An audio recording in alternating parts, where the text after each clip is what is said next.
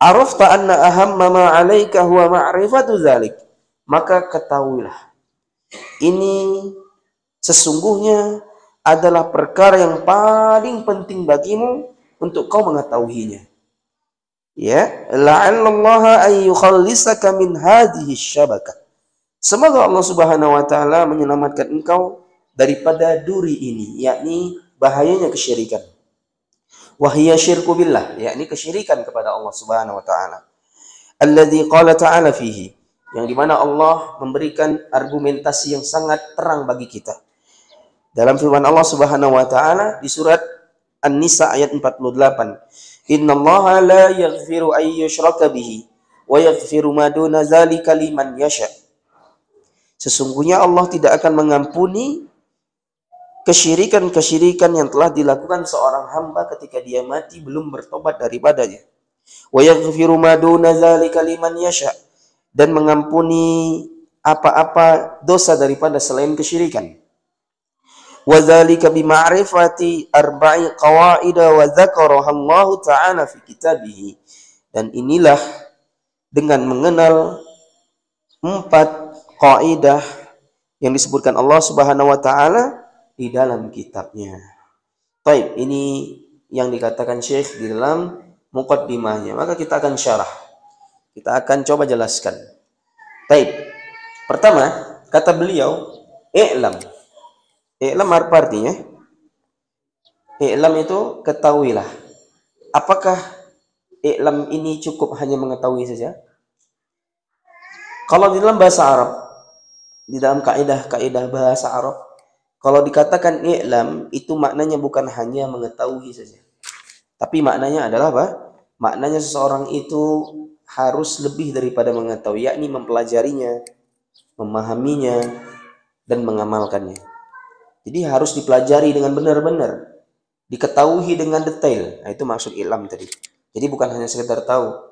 Seperti ra'aitu ghulaman, aku melihat seorang bocah. Berbeda dengan nazartu ghulaman, aku memperhatikan seorang bocah. Artinya sama-sama melihat. Perbedaannya adalah ra'aitu ghulaman, aku melihat seorang bocah. Ya sudah, aku melihat seorang bocah.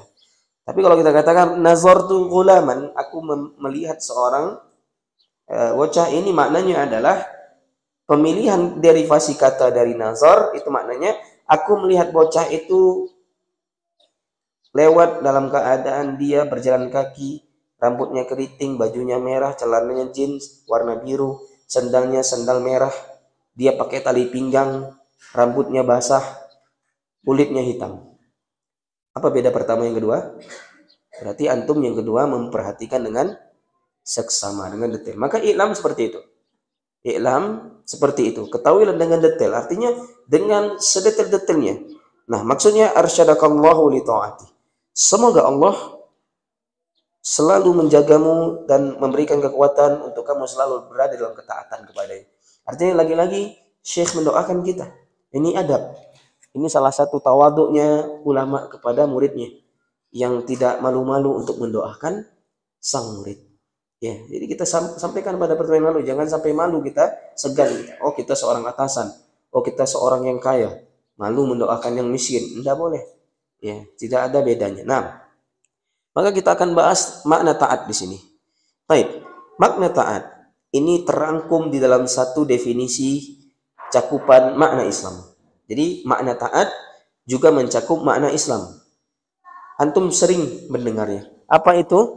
Islam al-istislamu lillahi bit-tauhid wal inqiyadu lahu bit-ta'ah wal bara'atu minasyirki wa ahlihi. Ya. Islam itu adalah engkau berserah diri kepada Allah dengan mentauhidkannya. Wat ta'ah, ya, wal inqiyadu lahu bit-ta'ah, dan merendahkan diri kita kepada Allah dengan cara taat kepadanya. Jadi makna ketaatan itu adalah perendahan diri, ya, yang disertai dengan amalan-amalan kebaikan. Itu taat. Jadi taat itu adalah patuh sama Allah. Ketika Allah larang, kita berhenti di dalamnya. Ketika Allah perintahkan, kita kerjakan semampu kita. Fattaqullaha mastata'tum. Ya, izlalan wa khudu'an. dengan penuh ketundukan dan perendahan diri. Itu makna ketaatan. Jadi taat tadi adalah melakukan amalan soleh bukan dengan rasa sombong ya, bukan dengan rasa oh anak udah beramal, anak udah buat banyak untuk agama, agama harus memberikan saya lebih daripada ini. Nah, siapa kamu? Ya, kamu tidak ada pun tidak masalah. Bahkan seluruh kita yang ada di dunia ini tidak beribadah kepada Allah pun tidak masalah. Artinya tidak mengurangi apa yang ada di sisi Allah. Nah, demikian artinya seorang itu sempurna taatnya ketika apa? Ketika dia secara izlalan wa khudu'an, secara rendah diri dan tunduk dia dalam melaksanakan ketaatan itu. Artinya dia tawadu. Dia berharap akan pahalanya Allah. Demikian makna Islam yang di dalamnya terkandung makna apa? Makna ketaatan. Baik. Maka jika seorang berkata aslama fulanun li fulanin, artinya fulan itu tunduk dan patuh kepada si fulan.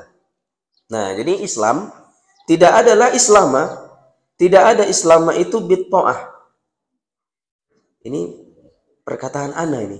Tapi ini benar. Kenapa? Karena Umar dalam satu riwayat yang sahih ya pernah mengatakan seperti ini.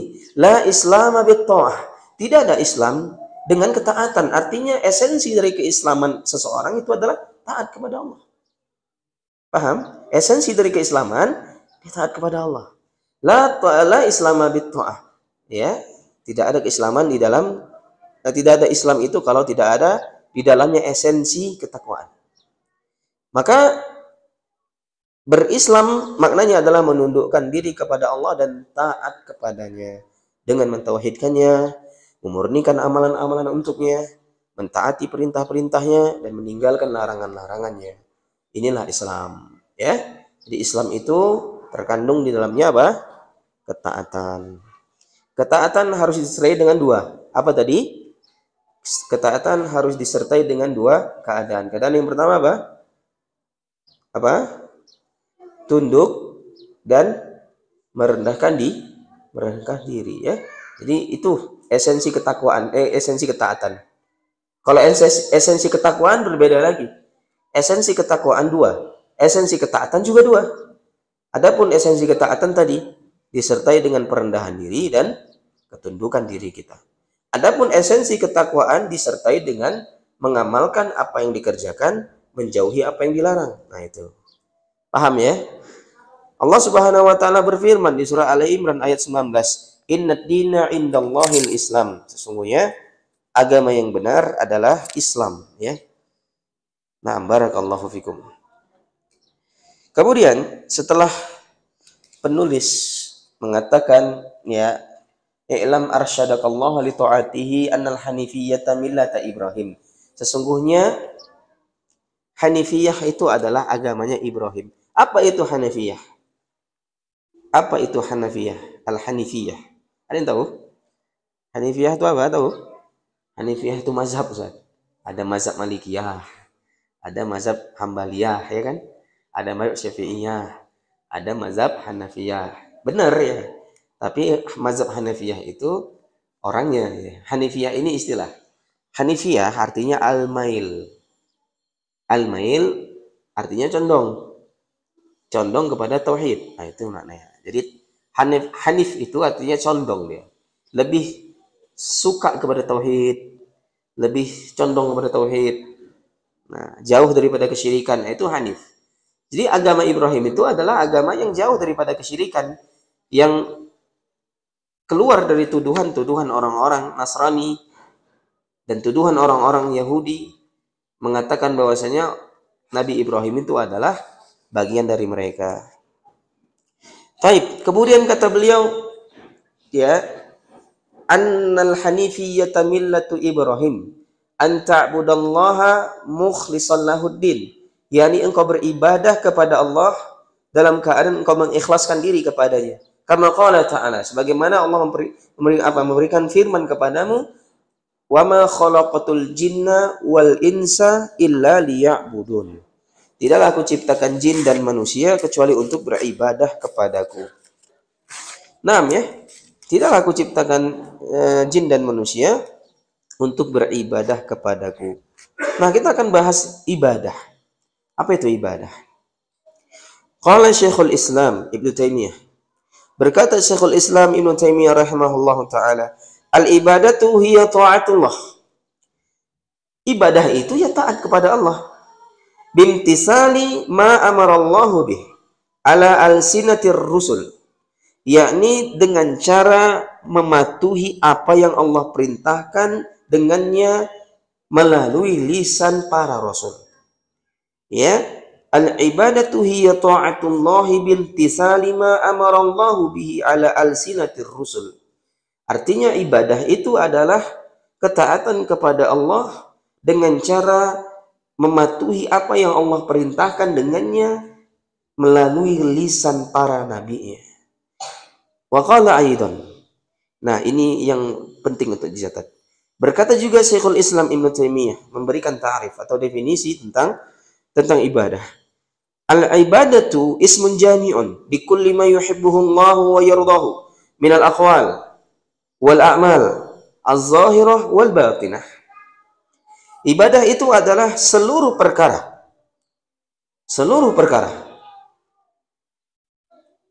yang Allah Subhanahu wa taala mencintainya dan meridhoinya. Jadi seluruh perkara yang Allah mencintainya, yang Allah ridho dengannya,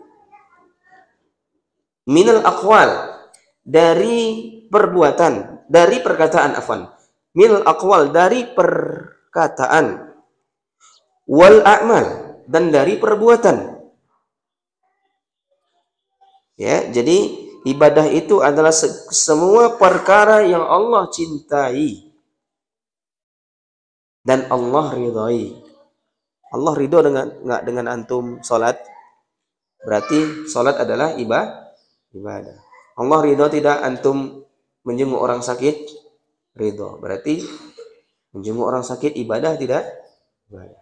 Allah ridho tidak antum berzikir? Ridho. Maka itu adalah ibadah. Alladzina yadhkuruna Allah qiyaman wa qu'udan wa 'ala junubihim wa yatafakkaruna fi khalqis samawati wal ardh. Rabbana ma khalaqta hadza batilan subhanaka faqina azabannar ila akhir.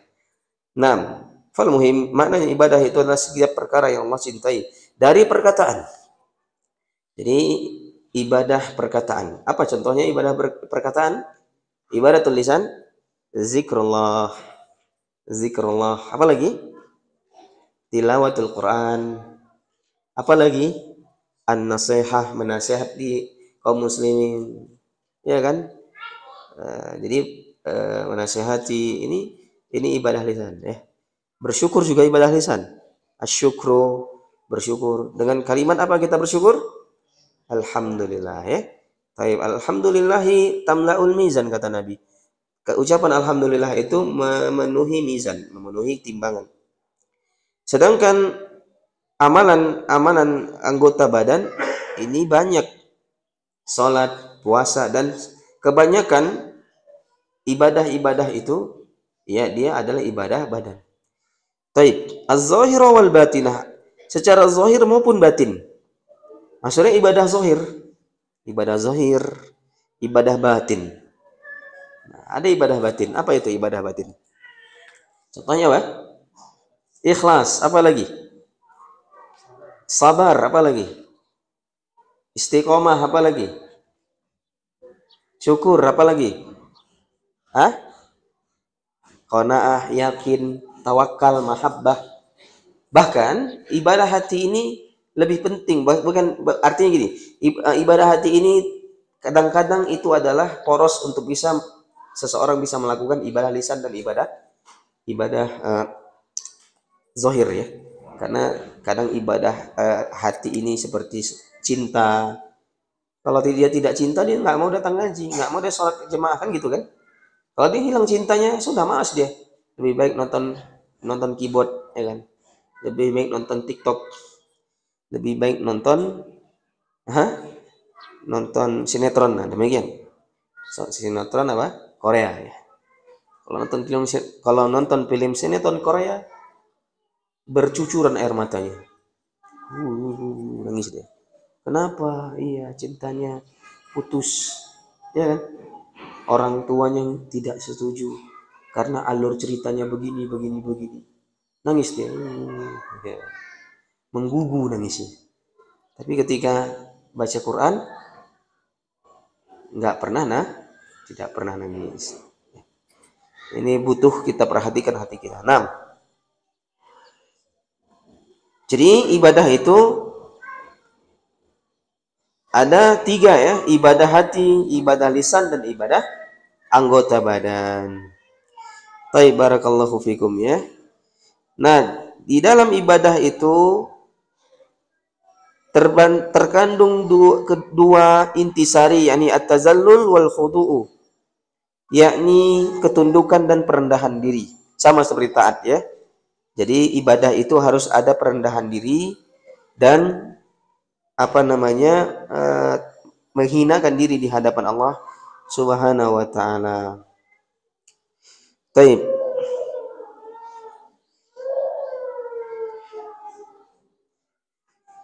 Kemudian jemaah yang dimuliakan oleh Allah Subhanahu wa taala, kita masuk kepada pembahasan selanjutnya. Kata beliau ya, Hanifiyah tadi apa? Mail, condong kepada tauhid. Kemudian anta'budallaha mukhlishan lahuddin, yakni engkau berusaha beribadah kepada Allah Subhanahu wa taala dengan ikhlas. Kama qala ta'ala, "Wa ma khalaqtul jinna wal insa illa liya'budun." Fa iza arafta anna Allah khalaqaka li'ibadatihi. Jika kau sudah mengetahui sesungguhnya Allah Subhanahu wa taala menciptakan kamu hanya untuk beribadah kepadanya. Tadi ibadah kita sudah jelaskan. Fa'lam annal ibadata la tusamma ibadah illa ma'at tauhid. Nah, sekarang kita membahas tauhid. Apa itu tauhid?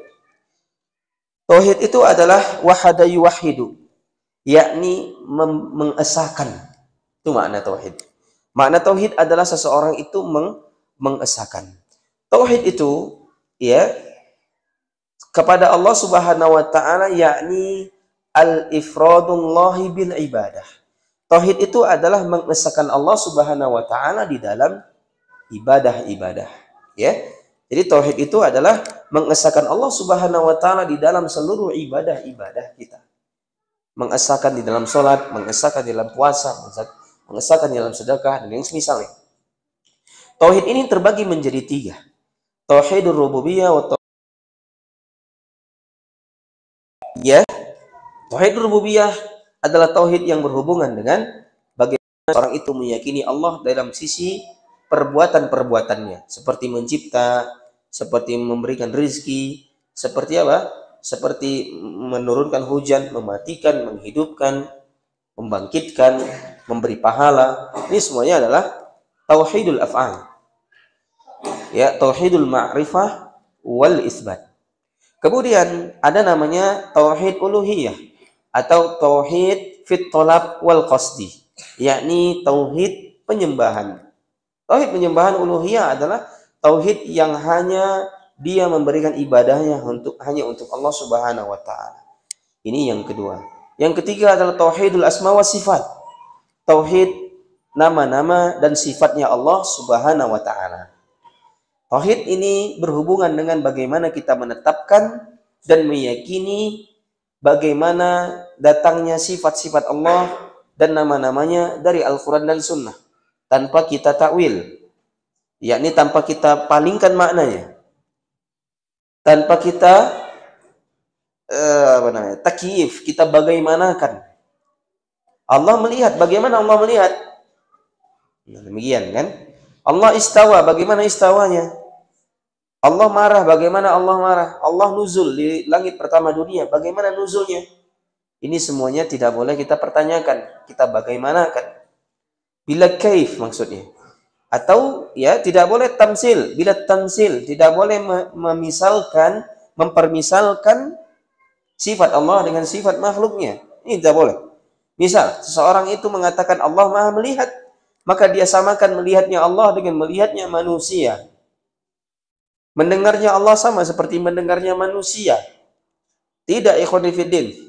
Allah mendengar seluruh doa hamba-hambanya ketika dalam satu keadaan hamba itu berdoa. Amerika dalam sekarang ini malam, kita di Indonesia siang. Orang Amerika berdoa, kita berdoa, Allah bisa mendengarnya. Itulah sifat Allah Subhanahu wa taala. Tidak boleh kita tamsilkan dengan yang lainnya. Kemudian yang terakhir wala ta'til atau bila ta'til, yakni ini lebih parah lagi. Dan ini dikafirkan oleh Al-Imam Abu Hanifah, yakni menolak sifat Allah. Artinya mengingkari sifat Allah. Artinya ketika sifat Allah itu datang, ketika dikhabarkan kepada kita Allah Maha melihat, dia katakan Allah tidak melihat. Ketika datang khabar Allah Subhanahu wa taala murka, maka dia tidak menerimanya. Bahkan dia menolak dari sifat itu. Nah, ini yang dikatakan apa? Ini yang dikatakan oleh para ulama seperti orang-orang Jaham bin Safwan, yakni kaum-kaum Jahmiyah yang menolak sifat-sifat Allah Subhanahu wa taala. Maka dari sinilah lahir kelompok-kelompok sesat dan menyimpang dari pembahasan perkara-perkara asma wa sifat. Dari Mu'tazilah, Kullabiyah, maka timbul yang baru Asy'ariyah, Maturidiyah. Iya kan? Ini semuanya berawal daripada pemikirannya Jaham bin Safwan yang mereka mengotak-atik permasalahan-permasalahan asma was sifat. Mereka ekstrim dalam menerima atau menyikapi sifat Allah. Ada yang bermudah-mudahan mereka samakan dengan sifat yang lain. Ahlus sunnah di tengah-tengah. Ahlus sunnah di tengah-tengah. Artinya mereka menetapkan sifat Allah tidak ekstrim dan tidak bermudah-mudahan. Artinya mereka menetapkan makna, namun mereka menyerahkan kaifiyahnya, tata caranya, bagaimananya ini di sisi Allah Subhanahu wa taala. Paham? Jadi kita hanya menetapkan makna dan khobarnya. Allah Subhanahu wa taala melihat. Kita menetapkan Allah melihat. Dan kita sekaligus menetapkan maknanya. Apa makna melihat? Berarti ya melihat kan? Melihat sesuatu, ada yang dipandang. Demikian kan? Kita menetapkan. Namun yang diimani oleh Ahlus Sunnah wal Jamaah adalah al-kaifu. Bagaimananya? Al-kaifu ini wajib. Wal imanu bihi wajib. Mengimaninya wajib. Jadi bagaimana melihat, bagaimana istawa, bagaimana Allah turun, bagaimana Allah nanti menghidupkan orang, bagaimana Allah mendengar, apa ada alatnya? Kalau kita kan misalnya ada CCTV, kita letakkan CCTV di seluruh rumah kaum muslimin kan bisa kita lihat dengan satu monitor, bisa tahu kita semua. Tahu kita bagaimana caranya, tahu kita sistemnya, bagaimana operasionalnya, tahu. Oh Allah kayak gitu nggak ya?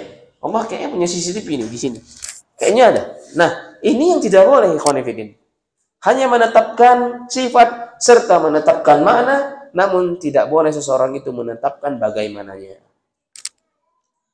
Suatu ketika Imam Malik ditanya oleh seorang laki-laki, "Wahai Imam, kaifastawa?" katanya.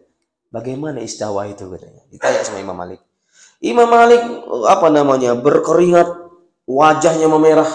Kemudian berkata, "Al-istiwa ma'lum." Sesungguhnya istawa itu diketahui fil lughah, secara bahasa dan makna, yakni tinggi, menetap, ya. Irtafa wa ala as-su'ud, tinggi, naik, di atas. Al-istiwa ma'lum wal kaifu majhul. Bagaimananya ini tidak diketahui. Wal imanu bihi wajib. Dalam keadaan kita tidak mengetahui bagaimana ini, mengimaninya wajib. Wassu'alu anhu bid'ah. Yang bertanya seperti ini adalah bid'ah. Keluarkan dia. Artinya disuruh keluar, diusir. Ini penyakit, virus nih. Ini bisa menyerang nanti, mempengaruhi teman-teman yang lain. Keluarkan dia. Nah, demikian ikhwan fillah. Sangkinkan ulama itu menjaga kesucian dari sifat dan nama-nama Allah Subhanahu wa taala. Mereka tidak ingin berdalam-dalam dalam memahami asma was sifat. Paham? Baik. Selesai kita pembahasan tauhid. Tauhid ada 3, tauhid rububiyah, uluhiyah, dan apa? Asma was sifat. Nah, tauhid ini adalah kunci atau pokok daripada ibadah. Itu kita sudah jelaskan, wa ma arsalna illa rahmatan lil alamin. Dan tidaklah kami mengutus engkau untuk seluruh alam. Walaqad ba'atsna fi kulli ummatin rasulan an ibudullaha wajtanibut taghut. Dan tidaklah kami mengutus seseorang itu kecuali untuk dia, Rasul itu, agar menyerukan kepada manusia untuk beribadah kepada Allah Subhanahu wa taala. Annal ibadata la tusamma ibadatan illa ma'at tauhid. Sesungguhnya ibadah itu tidak dikatakan ibadah kalau tidak disertai dengan tauhid. Ibadah harus ada tauhid. Kalau tidak ada tauhid, maka tidak akan diterima ibadah kita, ya. Tidak akan diterima ibadah kita, ikhwan fillah. Baik. Kemudian, kama anna sholata la tusamma sholatan illa ma'at taharah. Dan tidaklah dikatakan salat itu kalau dia tidak disertai dengan toharoh. Salat, kita bahas salat kali ini. Nah, salat itu adalah imanuddin, tiang Islam, tiang agama. Ini bukan hadis ya, tapi istilah, perkataan. Islam ya tidaklah tegak kecuali dengan salat. Salat ini adalah tiangnya. Di dalam hadis Muaz disebutkan bahwasanya Ra'sul amri al-Islam. Pokok perkara adalah Islam. Wa umuduhu as-salah, tiangnya adalah salat. Wa zirwatu sanamih al-jihad, dan puncak perkara dari semuanya adalah jihad. Islam, salat, dan puncak tertingginya adalah jihad fisabilillah. Yang namanya tiang suatu bangunan jika ambruk, maka ambruk pula yang lainnya. Sedekahnya ambruk, iya kan? Apalagi puasanya ambruk dan misalnya. Ini yang pertama. Kedudukan salat di dalam Islam. Kedudukan salat dalam Islam apa? Dia adalah tiangnya Islam. Yang kedua, salat adalah amalan yang pertama kali akan dihisab oleh Allah kepada seorang hamba. Amalan seseorang bisa dinilai baik atau buruk, itu dinilai dari salatnya, ikhwah. Jadi dinilai dari salatnya. Kalau salat kita bagus, bagus. Kalau salat kita buruk, maka buruk. Dari Abu Hurairah radhiyallahu taala anhu, beliau bersabda, "Inna awwala ma yuhasabu bihi al-'abdu yaumil qiyamah min 'amalihi salatuhu." Sesungguhnya amal hamba yang pertama kali akan dihisab pada hari kiamat adalah salatnya. Fa id salahat faqad aflah wa anjah. Kalau salatnya baik, dia akan mendapatkan keberuntungan dan keselamatan. Fa in fasadat faqad khaba wa khasar. Kalau salatnya rusak, maka dia akan menyesal dan merugi. Fa in taqasa, kalau berkurang min faridatihi syai'un qala rabb tabaraka wa ta'ala unzuru hal li 'abdi minat tatawwu. Kalau dilihat dari ibadah-ibadah salatnya banyak kekurangannya. Salatnya banyak tidak khusyuk. Kalau salat mikiri, di mana STNK? Pajaknya sudah hilang, sudah mati. Di mana mau cari? Saya jomblo, tidak nikah. Atau yang semisalnya. Atau beribadah banyak kurangnya.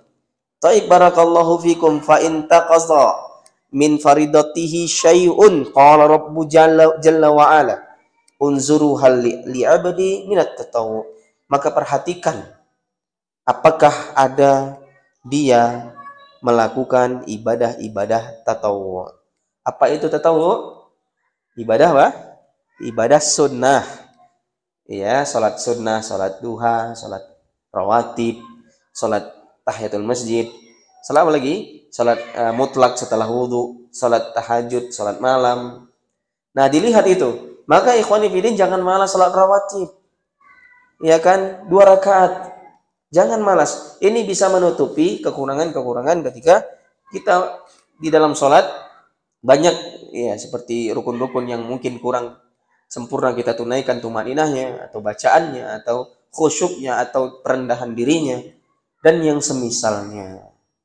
Jadi jangan sampai kita mengandalkan amalan sholat saja.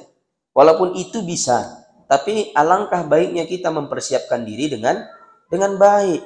Kata Allah Subhanahu wa taala, "Wa tazawwadu fa inna khairaz zadi at-taqwa." Dan berbekallah kalian, karena bekal sebaik-baiknya adalah ketakwaan di sisi Allah. Berbekal gitu. Kemudian penopangnya di dalam dalil yang disebutkan oleh Allah Subhanahu wa taala, "Ya ayyuhallazina amanu taqullaha wal tanzur nafsum ma qaddamat li ghadin. Wahai orang-orang yang beriman, bertakwalah kepada Allah dan persiapkan diri, berbekalah kalian untuk kalian menghadapi yang namanya hari esok. Maka dari itu, hendaknya kita semangat sholat. Supaya Allah Subhanahu wa Ta'ala nanti ketika mudah-mudahan kita tanpa harus didongkrak dengan amalan sunnah. Kalau bisa dengan amalan wajib kita sholat, sudah menjadikan kita selamat di sisi Allah Subhanahu wa Ta'ala. Maka kata Nabi sallallahu alaihi wasallam, "Unzuru hal li 'abdi min tatawwu' fayukmalu biha man taqasa minal faridati thumma yakunu sa'iru 'amalihi 'ala dzalik." Wa fi riwayatin thumma zakatu mithlu dzalika thumma tu'khadzul a'malu hasaba dzalik. Maka salat sunnah tersebut akan menyempurnakan salat wajibnya yang kurang. Begitu pula amalan-amalan lainnya. Ya, jadi salat sunnah itu menutupi amalan-amalan wajib. Maka setelah itu baru amalan lainnya. Sedekah, apalagi zakat, puasa, ya, melakukan amalan ketaatan seperti menjawab salam, menghadiri undangan, menjaga perkataan. Ini semuanya akan dihisab nantinya. Tapi awalnya adalah salat. Kalau salatnya tidak selamat, maka yang lainnya tentunya tidak akan selamat. Ini yang kedua. Perkara yang ketiga, kedudukan sholat di dalam Islam itu adalah, ini adalah perkara terakhir yang hilang dari manusia adalah sholat.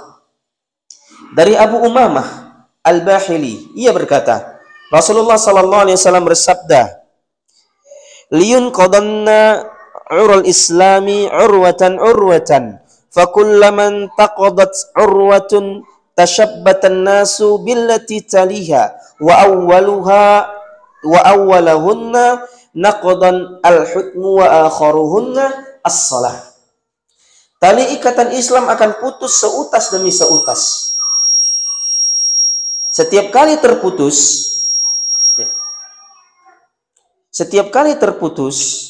manusia bergantung pada tali berikutnya. Yang paling awal terputus adalah hukumnya. Jadi pertama kali hilang daripada Islam ini adalah hukumnya, tidak lagi ditegakkan. Dan ini salah satu pendalilan dari para ulama bahwasanya orang yang tidak berhukum dengan hukum Allah, namun dalam keadaan hatinya masih meyakini hukum Allah lebih baik lagi, itu tidak dikafirkan. Kenapa? Karena inilah sebabnya. Dan yang terakhir adalah sholat. Artinya orang yang mengerjakan sholat, inilah benteng terakhir yang seseorang itu tidak dikafirkan oleh Allah Subhanahu wa Ta'ala. Demikian ikhwan fillah maknanya. Hadis ini diriwayatkan oleh Al-Imam Ahmad, ya, dan Syekh Su'aib Al-Naud mengatakan bahwasanya ini sanadnya bagus, jayyid. Baik, barakallahu fikum. Kemudian yang keempat, salat itu adalah akhir wasiat dari Nabi sallallahu alaihi wasallam. Salat adalah wasiat dari Nabi sallallahu alaihi wasallam yang terakhir. Ummu Salamah radhiyallahu taala anha mengatakan bahwasanya di antara wasiat terakhir Rasulullah sallallahu alaihi wasallam adalah as-salah wa ma malakat aymanukum. Jagalah salat dan jagalah budak-budak kalian. Ini salat ini adalah perkara yang Rasulullah itu paling perintahkan untuk dijaga. Ini pentingnya salat, ikhwan fillah yang dirahmati Allah Subhanahu wa Ta'ala. Kemudian kedudukan salat, Allah memuji orang-orang yang mengerjakan salat. Ini yang kelima. Allah memuji orang-orang yang mengerjakan salat. Allah Subhanahu wa Ta'ala berfirman, "Wadhkur fil kitabi Ismail, innahu kana shadiqal wa'di wa kana rasulan nabiyya. Wa kana ya'muru ahlahu bis salati waz zakati wa kana 'inda rabbih mardiyya." Dan sampaikanlah cerita tentang kisahnya Ismail di dalam Al-Quran. Sesungguhnya ia adalah orang yang benar janjinya, dan dia adalah seorang rasul dan seorang nabi, dan dia menyuruh keluarganya untuk salat dan menunaikan zakat, dan ia adalah seorang yang diridhoi di sisi Rabb-nya. Jadi Allah memuji Ismail, ikhwani fiddin. Kenapa? Karena beliau alaihissalam adalah seorang yang suka mengerjakan sholat, sehingga Allah pun mencintainya dan Allah Subhanahu wa Ta'ala pun meridhoinya. Nah, yang keenam, ternyata kedudukan sholat bagi orang-orang yang meninggalkannya, Allah akan mencela orang-orang yang melalaikan dan malas-malasan dalam menunaikan salat. Di surat Maryam ayat 59, Allah Subhanahu wa taala mengatakan, "Fa khalafa min ba'dihim khalfun adha'us salata wattaba'us syahawat, fasawfa yalqauna ghayya." Maka datanglah sesudah mereka pengganti yang jelek yang menyia-nyiakan salat dan memperturutkan hawa nafsunya. Maka mereka kelak akan memenuhi yang namanya kesesatan. Ya, jadi ada nanti orang-orang yang berusaha melalaikan yang namanya salat. Ya, taib. Melalaikan salatnya sudah diancam dengan kesesatan. Kata Ibnu Abbas, ghayya ini adalah suatu lembah yang ada di Jahannam. Jadi, kelak akan menemui kesesatan. Kelak kamu akan mendapatkan lembah Jahannam. Ini maksudnya, orang-orang yang melaksanakan sholat, tapi sholatnya tidak tepat waktu, alias dia suka mengerjakan di luar waktunya, maka ini saja sudah disiksa oleh Allah. Apalagi orang yang benar-benar meninggalkan sholat. Maka perhatikan, sholat ini dijaga. Ya, jangan sampai kita sholat itu kalau tidak ada uzur yang memang harus kita akhirkan, jangan kita akhirkan. Kalau bisa kita penuhi masjid Allah Subhanahu wa taala. Baik, kemudian yang ketujuh, kedudukan salat ini adalah kedudukan yang tertinggi setelah syahadat. Kedudukan yang tertinggi setelah syahadat. Ya. Dari Abdullah ibn Umar radhiyallahu taala anhuma, Rasulullah sallallahu alaihi wasallam bersabda yang diriwayatkan oleh Al-Imam Al-Bukhari dan Al-Imam Muslim, "Buniyal Islamu ala khamsin. Syahadatu an la ilaha illallah wa anna Muhammadan abduhu wa rasuluh wa iqamis salati wa ita'iz zakati wa hajjil baiti wa shaumi ramadhana." Islam itu dibangun di atas 5 perkara, yakni bersaksi bahwasanya tiada Tuhan yang berhak disembah kecuali Allah Subhanahu wa taala dan bersaksi bahwa Muhammad adalah utusannya. Yang kedua, mendirikan yang namanya salat. Jadi kedudukan salat ini kedudukan yang tertinggi di dalam tingkatan Islam setelah seseorang itu bersyahadat kepada Allah Subhanahu wa taala. Yang kedelapan, kedudukan salat ini yang paling ajaib, yang paling membuat hati kita merasa berkesan. Kenapa? Dari seluruh syariat-syariat yang ada di dalam Islam itu rata-rata turunnya di Madinah, di Mekah. Loh, jadi salat di mana? Salat di mana turunnya?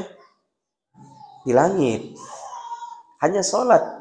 Nabi itu ketika diisrakan oleh Allah, dimi'rajkan oleh Allah Subhanahu wa taala, salah satunya adalah agar Allah memberikan syariat kewajiban salat kepada manusia, kepada umatnya. Nah, ini keistimewaan salat, ikhwan fillah. Allah langsung berbicara kepada Nabi melalui hijab untuk hambanya atau umat Nabi Muhammad mengerjakan kewajiban salat 5 kali dalam sehari. Ini kedudukan salat. Sampai Rasulullah itu dinaikkan ke langit, ikhwan fillah. Berarti penting itu salat. Nah, kita meremehkannya. Maka pantas saja beberapa ulama melalui hadis-hadis yang ada mengatakan orang yang sengaja meninggalkan salat itu kafir. Man tarakas shalah, siapa meninggalkan salat, ya, dia telah kafir, kata Nabi sallallahu alaihi wasallam. Nah, para ulama mengatakan ini kafir, keluar dia dari Islam. Seorang wanita yang suaminya tidak sholat, maka boleh meminta cerai. Ini pendapatnya Syekh Shalih Utsaimin. Dan yang mengikuti pendapat ini adalah banyak dari ulama kita, seperti Syekh bin Baz, Syekh Shalih Fauzan, Syekh Shalih Utsaimin, dan para masyayikh lainnya mengatakan bahwasanya orang yang meninggalkan sholat hukumnya apa? Kafir, keluar dari Islam. Orang kafir ya sudah, konsekuensi orang kafir ya di neraka. Namun pendapat yang kedua, ini pendapat yang lebih memiliki rincian. yakni pendapat yang dikemukakan oleh Al-Imam Syafi'i, mengatakan bahwasanya salat itu bagi yang meninggalkannya perlu rincian. Kalau dia meninggalkan salat itu dalam keadaan dia tidak meyakini itu adalah syariat atau meyakini itu tidak relevan dengan zaman hari ini, maka dia dihukumi kafir. Contoh, kamu kenapa tidak sholat? Iya, saya tidak sholat dikarenakan itu bukan dari syariat. Atau saya tidak bisa menerima sholat ini karena akal saya tidak mampu mencernanya. Nah, ini seperti ini kafir. Atau dia mengatakan, oh itu tidak relevan dengan zaman sekarang. Zaman sekarang zaman modern. Zaman orang itu sibuk mencari pekerjaan, profesionalisme. Dan sholat ini menghabiskan waktu. Maka perkataan seperti ini dihukumi apa? Kufur, keluar dari Islam. Namun kalau seseorang mengatakan seperti ini contohnya, kamu kenapa tidak sholat? Maka dia mengatakan, iya, saya malas. Ya, iya, saya memang sudah bertahun-tahun tidak melaksanakan sholat. Tapi ya tahu kalau orang meninggalkan sholat itu memang bisa dapatkan siksa Allah dan ini adalah kewajiban. Maka orang yang meninggalkan sholat dalam keadaan dia masih yakin ini adalah syariat, maka dia tidak dikafirkan oleh para ulama. Nah, apapun itu, ya dari dua pendapat khilaf ulama diantaranya, ada yang mengatakan kafir, ada yang mengatakan tidak dengan rincian-rincian yang kita sebutkan tersebut, itu apa? Itu kita lebih baik khuruj minal khilaf aula. Khurujul minal khilaf, khuruj minal khilaf aula. Keluar dari khilaf itu lebih bagus. Artinya apapun kejadiannya, ia meninggalkan sholat itu berbahaya bagi kita. Sudah, jangan dilakukan. Allah Subhanahu wa taala mengatakan, "Masalakakum fi saqar?" Qalu lam naku minal musallin. Apa yang menyebabkanmu bisa masuk ke dalam nerakanya saqar? Artinya ini penetapan bahwasanya Allah Subhanahu wa taala memiliki nama-nama neraka. Ada saqar, ada jahim, ada apa? Ada jahannam dan yang lainnya. Maka kenapa kau bisa masuk ke dalam neraka saqar? Maka kata mereka, qalu lam naku minal musallin. Kami dulu suka meninggalkan ya salat. Nah, barakallahu fikum ya. Jelas di sini ya. Untuk perkara salat. Maka jamaah dimuliakan oleh Allah Subhanahu wa taala, perkara salat ini penting. Nah, jangan kita tinggalkan salat. Nah, itu kedudukan salat. Mana lebih tinggi? Kedudukan salat atau kedudukan tauhid? Mana tinggi? Kedudukan salat apa kedudukan tauhid? Kedudukan tauhid. Sedangkan kedudukan sholat kita sudah jabarkan, rincikan beberapa poin-poin serta hadis yang menunjukkan akan pentingnya kedudukan sholat. Bahkan kita sudah mengambil satu pendapat yang di dalamnya ada khilaf bahwasanya meninggalkannya mau ada rincian atau tidak tetap kafir. Ini tinggi. Namun ada yang lebih tinggi daripada itu. Yakni apa? Yakni tauhid. Maka dari itu tidak seseorang itu dikatakan dia menjadi seorang abid, seorang hamba, kecuali seorang hamba itu meletakkan di dalam hatinya pondasi-pondasi tauhid yang menjadikan dia seorang hamba sejati. Sebagaimana salat itu tidak akan tegak, tidak akan berdiri, tidak akan sah kecuali harus disertai dengan toharoh, ya kan? Nah, ini perbandingan ikhwan fillah. Toharoh adalah bersuci, ya. Toharoh maknanya adalah suci. Makanya Nabi SAW mengatakan at-tahuru syatrul iman. Bersuci itu sebagian dari iman. Ya. Ada pernah kita mendengar suatu hadis an-nazafatu minal iman. Kebersihan itu sebagian dari iman. Benar tidak? Orang yang bersih belum tentu suci. Sah? Benar tidak? Sahih? Benar tidak? Kenapa? Ada orang yang bersih, contohnya, ada orang yang dia ada orang yang dia mandi bersih, pakai sabun, pakai sampo, pakai baju yang baru. Bersih tidak dia? Bersih, tapi belum tentu dia suci. Tapi ada orang yang tidak mandi. Ya kan? Terkadang dia pun seharian belum mandi, tapi dia bersuci. Itu suci atau tidak? Suci. Maka syarat seseorang itu sholat adalah bersuci. Bersuci ini dari dua hadas. Hadas yang kecil seperti buang air kecil, buang air besar, apalagi buang angin, tidur dalam keadaan istighraq, hilang akalnya sampai dia mimpi. Ini apa namanya? Hadas kecil. Apalagi hadas kecil? Makan daging onta. Ini hadas kecil. Hadas kecil diangkat dengan cara berwudu. Ya kan? Di antara hadas kecil adalah keluarnya mazi. Nah, hadas besar ini diantaranya adalah apa? Junub. Ya, apalagi haid. Junub ini bisa didapatkan dalam dua perkara. Perkara yang pertama keluarnya mani, atau yang kedua dia berhubungan badan dengan istrinya walaupun tidak keluar mani. Nah, ini sudah junub. Jadi jangan dianggap bahwasanya ketika berhubungan dengan istri kan tidak keluar mani berarti saya belum junub. Lah, ketika kita sudah berhubungan dengan istri walaupun tidak keluar sperma kita, mani kita, maka kita dianggap apa? Sudah junub. Maka diangkat dengan cara al-ghuslu. Al-ghuslu ini mandi ya. Baik.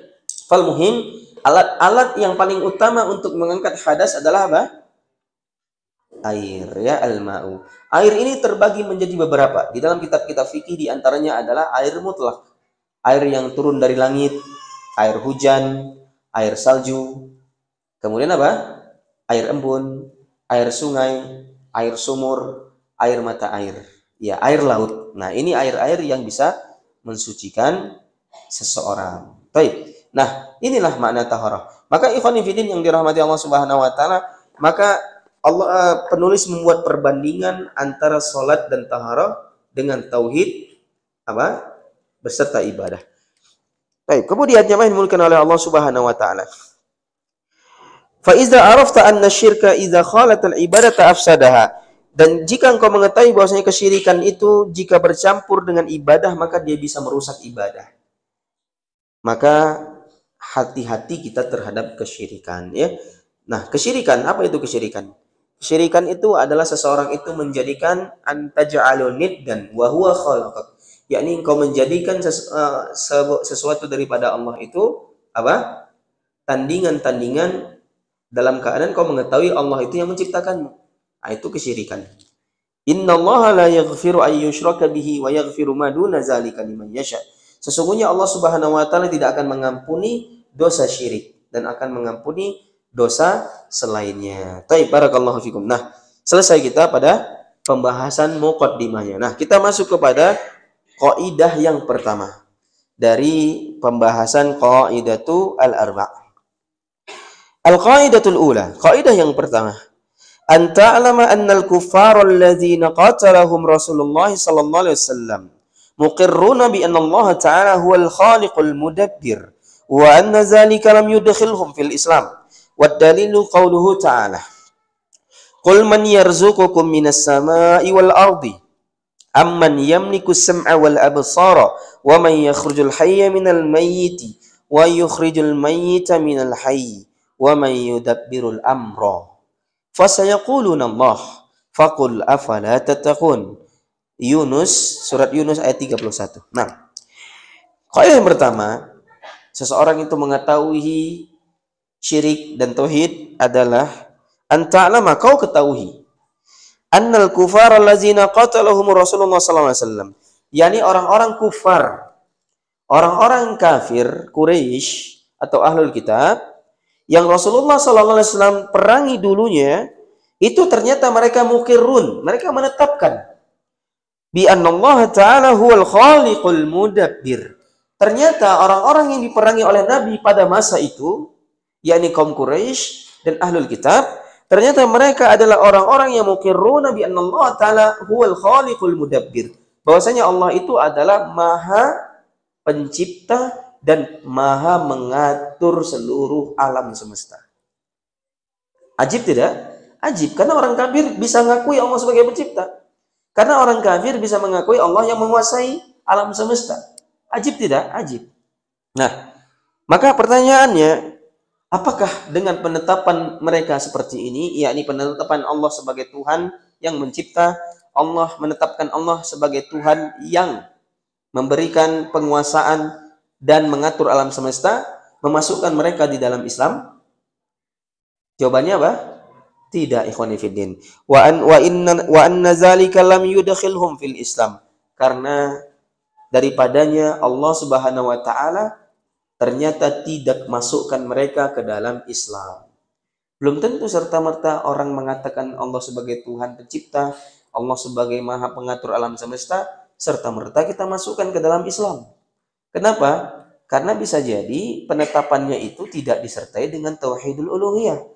Ya, penetapannya itu dia tidak sertai dengan ibadahnya kepada Allah dengan memberikan hak-hak ibadah. Bisa jadi dia ibadah kepada Allah, namun ibadah juga kepada kubur. Misal, ibadah dia kepada Allah, tapi dia juga percaya kepada dukun. Dia juga menghalalkan apa yang Allah halalkan, mengharamkan apa yang Allah halalkan melalui lisan-lisan para ulama. Nah, ini tidak serta-merta ikhwani fiddin yang dirahmati Allah. Nah, sekarang pertanyaannya, dari mana kita bisa mengetahui dan kenapa kita bisa yakin mereka orang-orang kafir Quraisy yang Nabi perangi pada masa itu bertauhid dari sisi rububiyah? Kan ada celetukan atau fitnah-fitnahan yang mengatakan Salafi Wahabi itu masa akidahnya sesat. Kenapa? Mereka mengatakan Abu Jahal itu bertauhid. Kan aneh ajarannya katanya. Kan begitu kan? Maka bukan itu maksud kita. Maksud kita mengatakan Abu Jahal itu bertauhid bukan maksudnya bertauhid secara sempurna. Tapi mereka menetapkan Allah sebagai pencipta dan Allah sebagai pengatur alam semesta. Dan ini juga Allah Subhanahu wa taala sendiri yang mengatakan hal itu kepada kita. Bukan buatan kita jamaah. Bukan asal-asalan ucapan kita. Bukan asal penyebutan dari kita ikhwani fiddin yang dirahmati Allah Subhanahu wa taala. Kata Allah Subhanahu wa taala, "Qul man yarzuqukum minas sama'i wal ardh." Katakan, siapa yang memberikan rizki kepada kalian dari langit dan dari bumi? Artinya, Allah memberi rizki. Ini tauhid rububiyah atau tauhid uluhiyah? Uluhiyah apa rububiyah? Uluhiyah apa rububiyah? Uluhiyah. Rububiyah ya. Rububiyah artinya perbuatan. Nah, ini kata Nabi, kata Allah khitab kepada Nabi, wahai Muhammad, tanyakan kepada mereka, siapa yang memberikan kalian rizki? Kemudian amman yamlikus sam'a wal absara wa man yukhrijul hayya, dan siapa yang mampu memberikan pendengaran dan penglihatan, wa man yukhrijul hayya minal mayyit, siapa yang mematikan dan siapa yang mengeluarkan orang yang hidup dan orang yang mati, wa man yakhrijul mayyita minal hayy wa man yudabbirul amra, dan siapa yang mengurusi seluruh perkara-perkara. Ini tauhid apa? Rububiyah kan? Mematikan, menghidupkan, membangkitkan, memberikan rizki, apalagi mengatur alam semesta. Ini ditanyakan kepada siapa? Kepada kaum Quraisy kan? Qul man, kata Allah Subhanahu wa taala, katakan, artinya Muhammad, tanyakan kepada mereka, siapa yang mengatur semuanya ini? Siapa yang menghidupkan semuanya ini? Siapa yang memberikan rizki kepada kalian? Maka fasayaqulunallah, maka mereka pasti akan mengatakan Allah. Berarti kaum Quraisy musyrikin pada masa itu menetapkan Allah Subhanahu wa taala dari sisi apa? Rububiyah. Nah, ini maksud kita ikhwani fiddin, bukan kita asal-asalan. Bukan kita itu apa? Bukan kita itu hanya mereka-reka. Iya, sehingga timbullah fitnahan-fitnahan kepada orang-orang yang berintisab kepada kaum salaf, bahwasanya apa? Bahwasanya kita ini mengatakan Abu Jahal itu bertauhid. Iya, ini fitnah. Ini fitnah. Wallahi ini fitnah. Karena dia nggak pernah ngaji, nggak pernah duduk di kajian kita. Bagaimana dia bisa tahu? Dia saja tidak pernah duduk di kajian kita. Iya kan? Barakallahu fikum ya. Apakah dalam kajian-kajian sunnah, kajian salaf itu ada perintah untuk bunuh orang? Ada perintah untuk berakhlak buruk? Ada perintah untuk mengkafir-kafirkan orang? Ada tidak? Gak ada ikhwani fiddin. Itu hanya ya tuduhan-tuduhan mereka saja. Maka kita kembali kepada pembahasan. Maka dari itu, kaidah yang pertama, faqul afala tattaqun. Katakanlah, apakah kalian tidak bertakwa? Surat Yunus ayat 31. Taib. Afwan ya.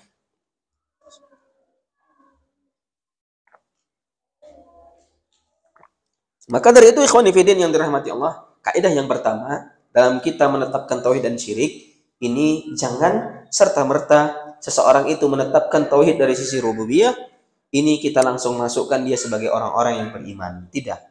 Tidak ya, harus disertai dengan tauhidul uluhiyahnya.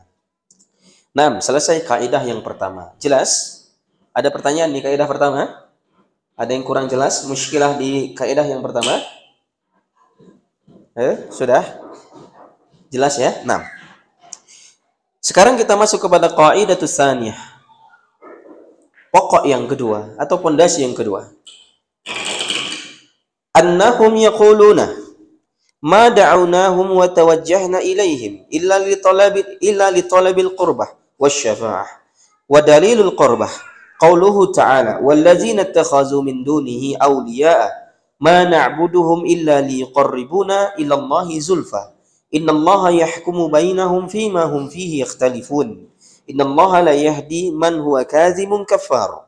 Wa dalilul syafa'ah qauluhu ta'ala wa ya'buduna min dunillahi ma la yadurruhum wa la yanfa'uhum wa yaqulun haula'i syufa'auna 'indallah. Yang kedua, kata beliau, annahum yaqulun, sesungguhnya mereka berkata, mereka beralasan, mereka ngeles. Ma da'awnahum, tidaklah kami berdoa kepada mereka. Tidaklah kami menyembah mereka. Wa tawajjahna ilaihim, dan mau apa namanya? Wajah apa nih? Tawajjuh ini apa? Tawajjuh ini menghadapkan wajah kami untuk mereka. Konsentrasi kepada mereka. Ini alasannya dua kata mereka. Yang pertama adalah illa li talabil qurbati wasyafa'ati, yakni untuk meminta qurbah, yakni mencari kedekatan dan mengharapkan syafaat dari sesembahan-sesembahan selain Allah itu. Jadi dua alasan kaum Quraisy atau kaum-kaum kafirin pada masa itu, kenapa kalian melakukan kesyirikan? Jawabannya apa? Jawabannya karena mereka ini dengan cara beribadah kepada patung-patung tersebut, itu mereka merasa itu dapat mendekatkan diri mereka kepada Allah. Ya, jadi saya nyembah patung supaya saya dekat sama Allah, supaya saya lebih dekat sama Allah. Jadi tawasul, wasilah. Dan supaya sesembahan-sesembahan saya itu, syekh-syekh fulan yang saya datangi kuburannya, yang saya tawaf di dalamnya, yang saya mengambil tabaruk di kuburan tersebut, itu tidak lain tidak bukan saya harapkan supaya syekh tersebut atau orang-orang mati tersebut, wali-wali tersebut itu bisa memberikan syafaat kepada saya. Alasannya bagus tidak? Bagus tidak alasannya? Bagus. Apakah alasannya berbau syariat? Nah, berbau syariat. Yang pertama, mereka ingin dekat kepada Allah. Tapi caranya salah. Cara mereka mendekatkan diri kepada Allah malah menjauhkan diri mereka daripada Allah sejauh-jauhnya. Ya, baik. Dan cara yang kedua, alasan yang kedua juga baik, yakni ingin syafaat, ingin keselamatan. Namun cara mereka mengambil syafaat tersebut ini tidaklah dibenarkan di dalam syariat. Nah, kita ambil pendalilan kenapa mereka menyembah selain daripada Allah itu karena ingin dekat kepada Allah, pelantara, wasilah. Kata Allah Subhanahu wa taala di surah Az-Zumar ayat 3, "Walladzina takhazu", orang-orang yang mengambil min dunihi dari selainnya auliya'a, wali-wali, ma na'buduhum illa liyuqarribuna ila Allahi zulfa. Tidaklah kami menyembah mereka, lihat di sini ikhwan fillah, kecuali untuk mendekatkan diri kepada Allah. Artinya tidaklah kami menyembah mereka, sujud di kuburan mereka, minta-minta kepada penghuni kubur tersebut, atau menyebut nama wali-wali tertentu, wali kutub selatan, ya kan? Wali kutub, ya kan? Wali apa lagi? Ada itu istilah-istilahnya apa? Wali kutub, apa lagi? Majid, wah itu lebih parah lagi tuh, ya kan? Dikasihnya kopi, ya kan? Dituangkan ke nasi, makan, katanya dimakan sama dia. Dicoret-coret wajahnya, nggak apa-apa. Mobil baru beli Pajero dicoret-coret. Ya, ini yang gila siapa ya, Pak? Yang gila tuh siapa? Inilah ikhwan fillah, kadang-kadang tasbihnya besarnya segini. Waduh, masya Allah.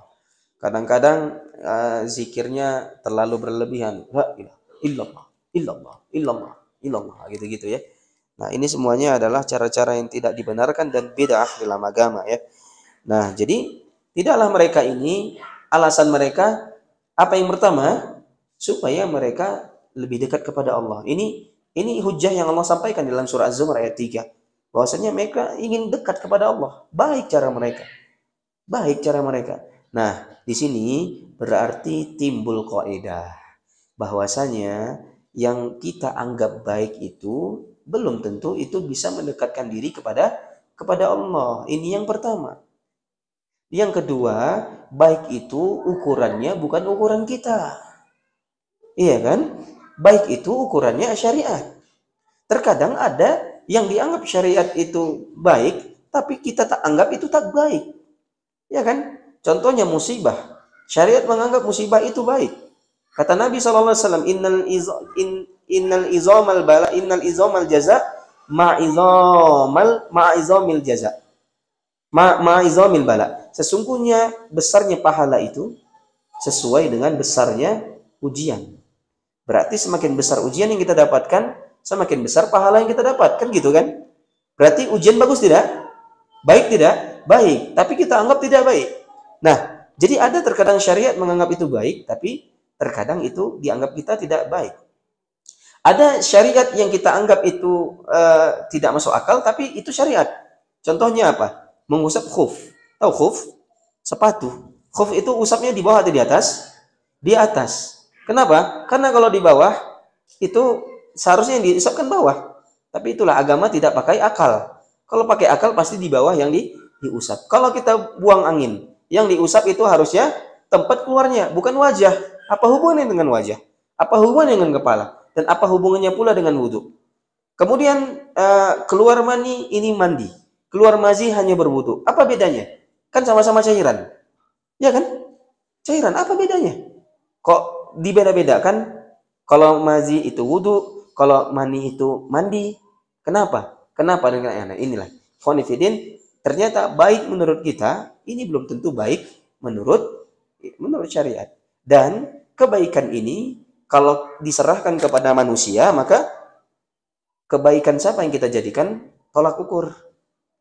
Iya kan? Sedangkan manusia itu memiliki perspektif berbeda dalam memahami kebaikan. Yang A, kebaikan itu ini. Yang B, kebaikan itu ini. Yang C, kebaikan itu ini. Maka berbeda-beda. Bahkan kalau kita kumpulkan saja seluruh ulama, misalnya di Aceh, misalnya Aceh Tengah. Kita katakan 100 ulama yang ada di Aceh Tengah. Kita kumpulkan semuanya. Maka kita kumpulkan dan kita buat suatu skema di mana kebaikan itu dikumpulkan. Maka pasti mereka juga akan berbeda-beda dalam memberikan perspektif kebaikan, benar tidak? Nah, ini saja 100 ulama, belum lagi satu Aceh, belum lagi satu Sumatera, belum lagi satu Indonesia. Maka kebaikan siapa yang bisa kita pegang?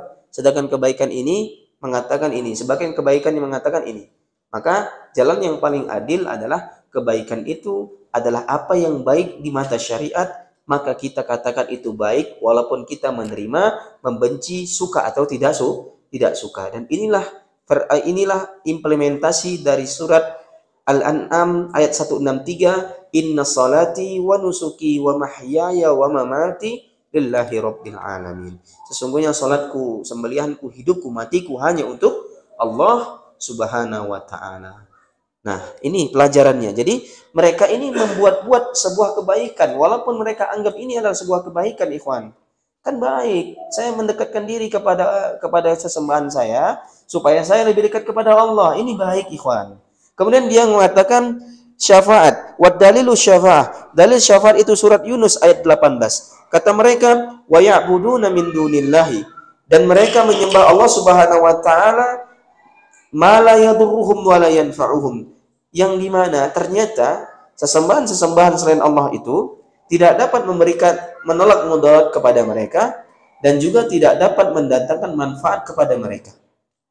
Wa yaqulun, dan berkata, haula'i syufa'auna indallah. Kami mendekatkan diri kepada mereka ini karena kami berharap syafaat nantinya di sisi Allah. Artinya mereka menetapkan sesembahan-sesembahan selain Allah itu sebagai apa? Sebagai pemberi syafaat mereka nantinya. Baik tidak? Baik. Nah, kata beliau, wasyafa'atu syafa'atan. Syafa'atan ini khobar, marfu bil alif li'annahu musanna. Ya, mubtada'nya syafa'atu, mubtada' bid dhammah az-zahira ala akhirih. Wasyafa'atu syafa'atan. Syafaat itu terbagi menjadi dua. Syafa'atun manfiyatun. Yang pertama adalah syafaat yang tertolak. Wa syafa'atun musbatun, dan syafaat yang musbatatun, dan syafaat yang ditetapkan. Jadi ternyata tidak syafaat itu diterima. Ya, jadi ada syafaat yang diterima, ada syafaat yang ditolak. Dan salah satu syafaat yang ditolak itu apa? Syafaat yang diyakini oleh kaum kafirin wal musyrikin, yakni syafaat yang dimana mereka menjadikan Tuhan selain Allah itu sebagai nantinya pemberi syafaat bagi dia. Nah, ini tidak diperkenankan oleh Allah Subhanahu wa taala. Tapi kita akan singgung sedikit tentang syafaat sebelum kita masuk kepada kaidah yang ketiga. Baik, masih ada setengah jam lagi ya. Syafaat berasal dari kata asy-syafa'ah, ganda. Syafaat itu artinya asy-syaf'u, ganda. Ya. Sedangkan lawan kata ganda adalah ya ganda tunggal ya kan. Ganda tunggal. Tunggal itu witru, al-witru. Witru itu tunggal ya. Baik.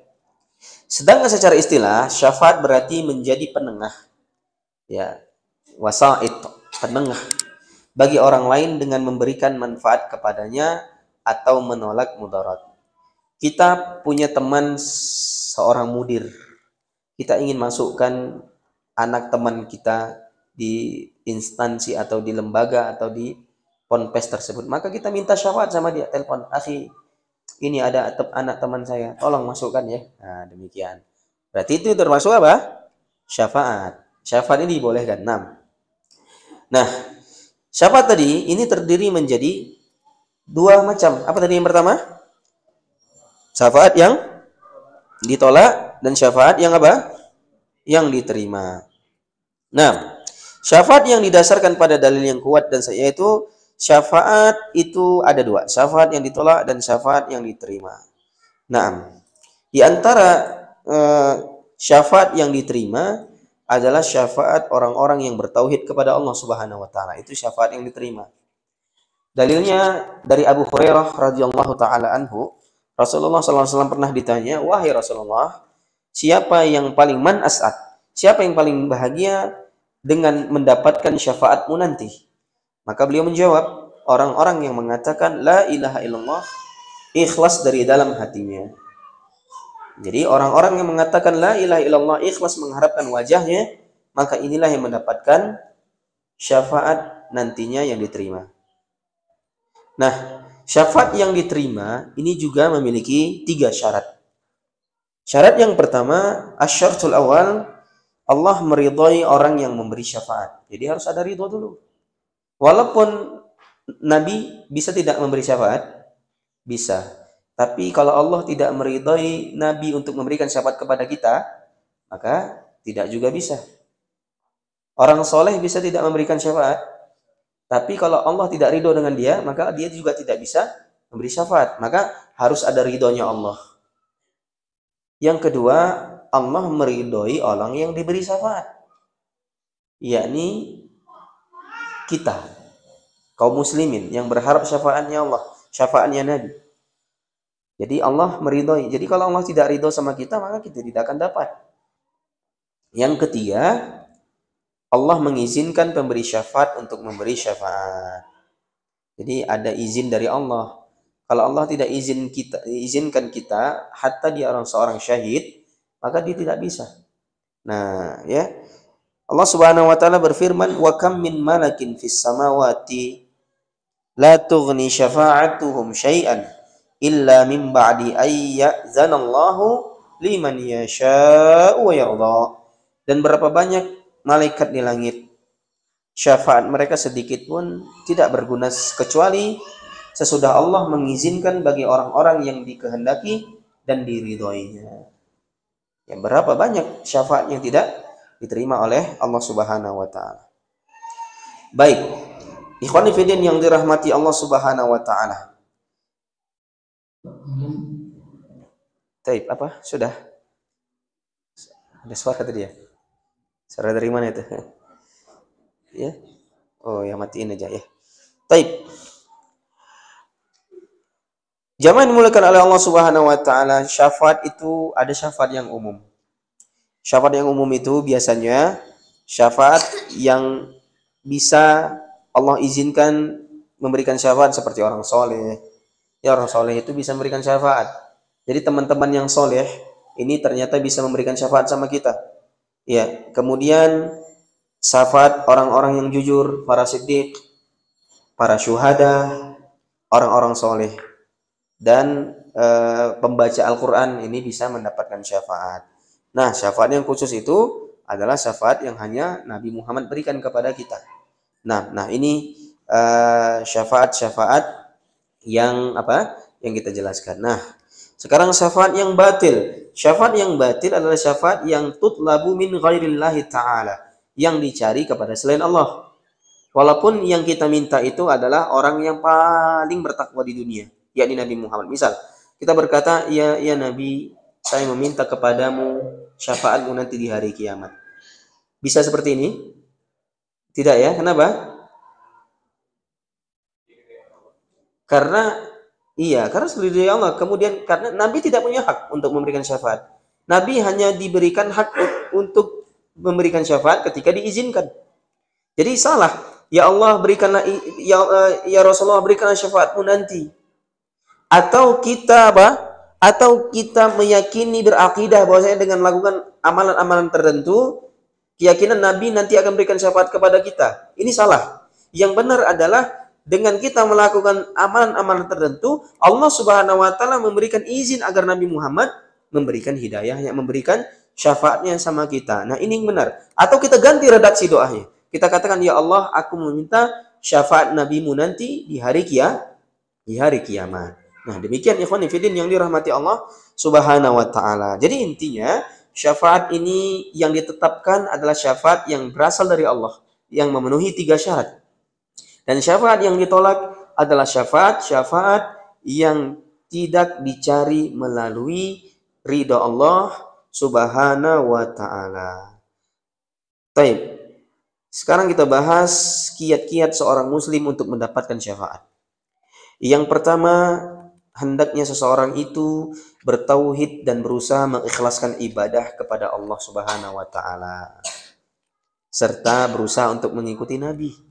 Nah, ini adalah hal yang paling utama seseorang itu mendapatkan yang namanya syafaatnya di sisi Allah Subhanahu wa taala. Bertauhid, bukan malah syirik, bukan malah percaya sama batu, percaya sama dukun, percaya sama makhluk halus. Tauhid dan mengikhlaskan ibadah kepada Allah serta ittiba' kepada Rasulullah sallallahu alaihi wasallam. Bertauhid dan ittiba'. Nah, ini yang pertama. Yang kedua, iksaru tilawatil Qur'ani. Iksaru tilawatil Qur'an. Memperbanyak membaca Al-Qur'an. Dari Abu Umamah, Rasulullah sallallahu alaihi wasallam, dia mendengar Rasulullah sallallahu alaihi wasallam bersabda yang diriwayatkan oleh Al-Imam Muslim. Rasulullah mengatakan, iqra'ul Qur'ana fa innahu ya'ti yaumal qiyamati syafi'an li ashabihi. Bacalah Al-Qur'an, karena sesungguhnya Al-Qur'an akan datang pada hari kiamat sebagai pemberi syafaat bagi sahabatnya, arti bagi pemiliknya, bagi pembacanya. Jadi kiat-kiat mendapatkan syafaat di sisi Allah yang kedua adalah apa? Membaca Al-Quran. Banyak-banyak baca Al-Quran. Jangan malas, ikhwani fiddin. Ya, al-mahiru bil Quran ma'a qira'ah. Orang-orang yang mahir membaca Al-Quran, dia bersama malaikat kiramil bararah. Dia bersama malaikat yang mulia. Lagi yang maha baik, yang baik ya, bukan maha baik, yang baik, kiramil bararah. Walladzina yata'ta. Adapun orang-orang yang membaca Al-Quran dengan yata'ta ini apa? Terbata-bata. Sulit ya baca ya. Sulit lah ya. Bukan hanya ada yang gagap ngomong. Gitu kan. Apa kau? Gitu kan. Ada juga orang yang sulit baca Quran. Nah, falahu ajran kata Nabi. Falahu ajran. Orang-orang yang seperti ini dapat 2 pahala. Jadi jangan malas ya. Kalau belum bisa baca Quran, belajar. Ya kan sudah tua. Para sahabat banyak yang masuk Islam dalam keadaan mereka sudah berumur, ikhwah. Jadi mereka telat. Di antara salah satu yang telat masuk Islam siapa? Abu Hurairah.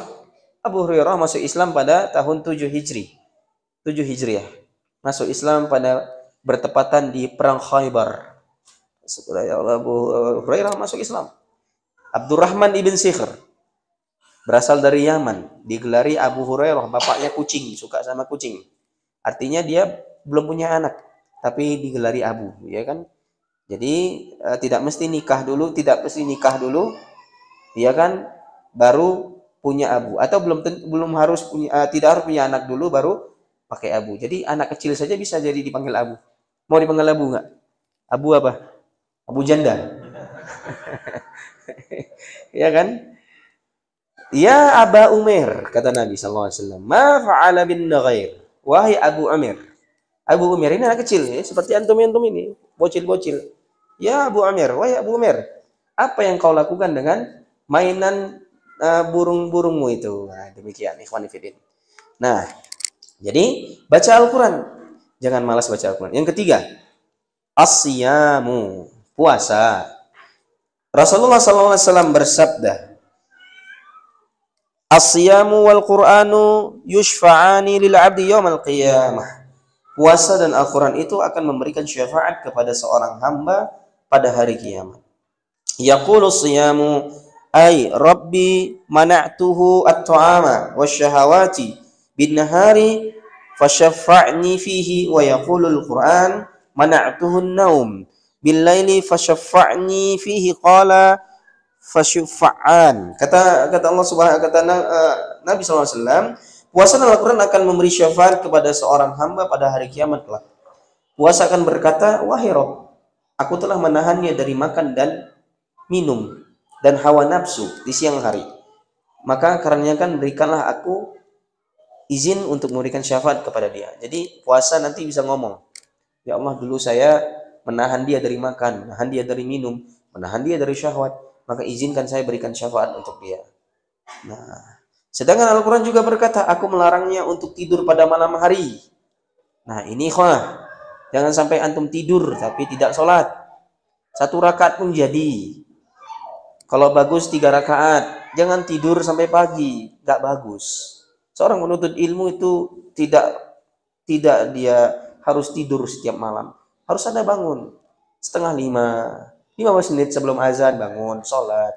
Jangan sampai dia bangun dalam keadaan dia tidak membawa apapun. Ya, karena ini sebuah aib bagi kita, aib seorang penuntut ilmu. Karena Imam Ahmad mengatakan seorang penuntut ilmu itu ya sholat malam. Itu pasangannya menuntut ilmu itu. Seorang menuntut ilmu pasangannya sholat malam. Di malam hari. Di siang hari pasangannya adab. Di siang hari dia beradab, di malam hari dia beribadah kepada Allah. Di malam hari dia seperti rahib-rahib, pendeta-pendeta yang beribadah kepada Allah. Dan di siang hari dia seperti singa-singa yang buas mencari apa? Mencari maisha, mencari kehidupan, mencari rezeki. Nah, jadi tidak mesti harus 1 malaman suntuk antum beribadah kepada Allah. Ya, setengah jam, 15 menit. Jangan sampai tidak ada. Yang keempat, doa ba'dal azan. Doa setelah azan. Doa setelah azan. Rasulullah SAW bersabda, diriwayatkan oleh Al-Imam Al-Bukhari, man qala hina yasma'u nida Allahumma rabbi hadha Allahumma rabb hadhihi ad-da'wati at-tammah was-salatu al-qa'imah ati Muhammadin al-wasilah wal fadilah wa ba'athu maqaman mahmudan allazi wa'adtah. Tapi tak ada lafaz innaka la tukhliful mi'ad. Ini tidak ada lafaznya. Jadi Masya Allah ya, di dalam lafaz Al-Bukhari banyak banget. Oh ya, Di dalam lafaz Bukhari ini jamaah yang dimuliakan oleh Allah, dari hadis dari Jabir bin Abdullah ini yang diriwayatkan oleh Al-Imam Bukhari, ini tidak ada lafaz innaka la tukhliful mi'ad sampai ati wa ba'athu maqaman mahmudanil ladzi wa'adta, sampai situ saja. Artinya, barang siapa yang membaca ketika mendengar azan, ya Allah, Rabb pemilik panggilan yang sempurna ini dan salat yang didirikan, berikanlah al-wasilah, yakni derajat di surga, dan keutamaan kepada Nabi Muhammad SAW, dan bangkitkan beliau sehingga bisa menempati makam terpuji yang engkau janjikan. Maka kata Nabi SAW, maka dia berhak mendapatkan syafaatku pada hari kiamat. Nah, jadi membaca doa setelah azan. Yang kelima, tinggal di Madinah, sabar terhadap cobaannya dan mati di sana. Tinggal di Madinah ya, berarti antum cari istri orang sana lah, ya kan? Biasanya kalau wanita Arab itu tidak mau dibawa keluar, jarang mereka. Mereka mau minimal suaminya tinggal di Arab. Dan jarang orang Arab, wanita Arab itu mau sama orang non Arab, jarang sekali. Karena memang begitu mereka. Mereka ya memang begitu. Tapi kalau laki-laki Arabnya, ini biasanya mereka seringnya. Buktinya orang Yaman banyak ke Indonesia kan, orang-orang Arab. Tapi jarang wanitanya mau ya. Tapi kalau memang antum mau kali ya sudahlah ke Madinah sana ya. Antum siapkan visa antum setahun itu iqomahnya berapa? Sekarang sudah kalau tidak salah 140 juta. 140 juta antum sediakan setahun untuk biaya visa. Dan cari orang sana, tinggal di Madinah, sabar ya kan. Karena di Madinah itu kalau dingin sekali. Kalau panas, Masya Allah panas sekali. Dan sabar kita di dalamnya dan kita mati di Madinah. Ini bisa mendapatkan syafaat. Yang keenam, memperbanyak salawat kepada Nabi Sallallahu Alaihi Wasallam. Aulan nasi bi yaumal qiyamati aksaruhum alayya salatan. Dari Ibnu Mas'ud yang diriwayatkan oleh Al-Imam Tirmizi, yakni Abu Isa, kunyahnya Abu Isa, dinilai hasan oleh para ulama. Rasulullah mengatakan orang yang paling berhak mendapatkan syafaatku pada hari kiamat adalah yang paling banyak bersalawat kepadaku. Salawat yang paling ringkas adalah apa? Sallallahu alaihi wasallam atau Allahumma salli ala Muhammad. Ini paling ringkas. Bolehkah seseorang itu menambahkan sayyidina? Boleh tidak? Boleh saja, tapi jangan di dalam sholat. Contoh, misalnya kita ingin memuji Nabi, salawat dan salam kita sanjung sajikan kepada Nabi kita, Nabi besar kita, Sayyidina Muhammad, boleh. Tapi, kalau untuk beribadah, seperti mengucapkan salawat, apalagi di dalam sholat, maka kita tidaklah melakukannya kecuali ada syariat yang menerangkannya. Dan syariat menerangkan hanya menggunakan lafaz Allahumma salli ala Muhammad tanpa ada sayyidina. Maka kita mencukupkan diri. Fa inna asdaqal hadisi kitabullah. Sesungguhnya perkataan yang paling benar adalah kalam Allah. Wa khairal hadi hadi Muhammad sallallahu alaihi wasallam, dan sebaik-baik petunjuk adalah petunjuk dari Nabi sallallahu alaihi wasallam. Kemudian yang ketujuh, salatnya sekelompok orang muslim terhadap mayit muslim.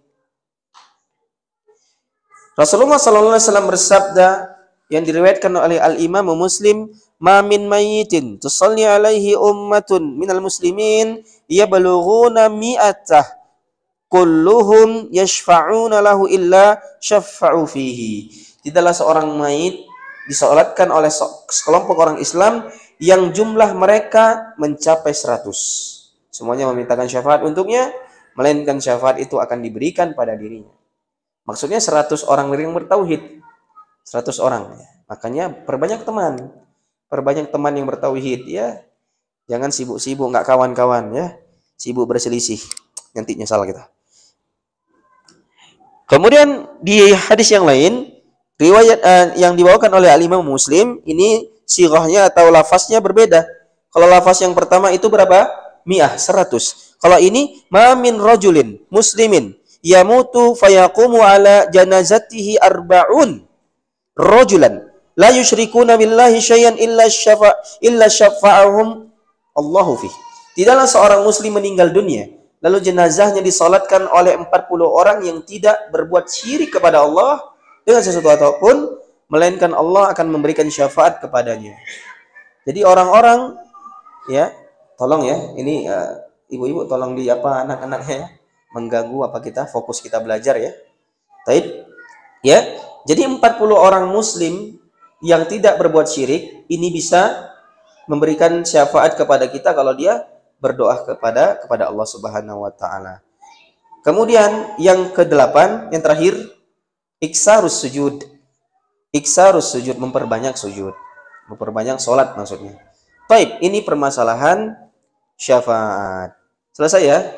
Syafaat ini selesai. Nah, jadi intinya syafaat itu ada yang diterima dan ada yang tidak diterima. Adapun yang diterima tadi sudah kita jelaskan dan yang tidak diterima sudah kita jelaskan. Nah, sekarang kita masuk kepada kaidah yang ketiga. Baik. Kaidah yang ketiga, anna Nabiya sallallahu alaihi wasallam zahara ala unasi mutafarriqina fi ibadatihim. Sesungguhnya Nabi menampakkan kepada manusia itu beda-beda di dalam ibadah mereka. Artinya, di zaman Nabi dulu itu cara mereka beribadah atau objek yang mereka ibadahi itu berbeda-beda, tidak satu. Ada minhum may ya'budul malaikah, di antara mereka ada yang menyembah malaikat. Wa minhum may ya'budul anbiya'a was-solihina, di antara mereka ada yang menyembah para nabi, ada yang menyembah orang soleh. Wa minhum may ya'budul asyjar wal ahjar, di antara mereka ada juga yang menyembah yang namanya pohon dan batu. Wa minhum may ya'budus syamsa wal qamar, dan di antara mereka ada juga yang menyembah matahari dan bulan. Qatalahum Rasulullah sallallahu alaihi wasallam wa lam yufarriq bainahum. Allah Subhanahu wa taala, Rasulullah sallallahu alaihi wasallam memerangi mereka semua tanpa membeda-bedakan jenis-jenis ibadah mereka atau objek yang mereka ibadahi.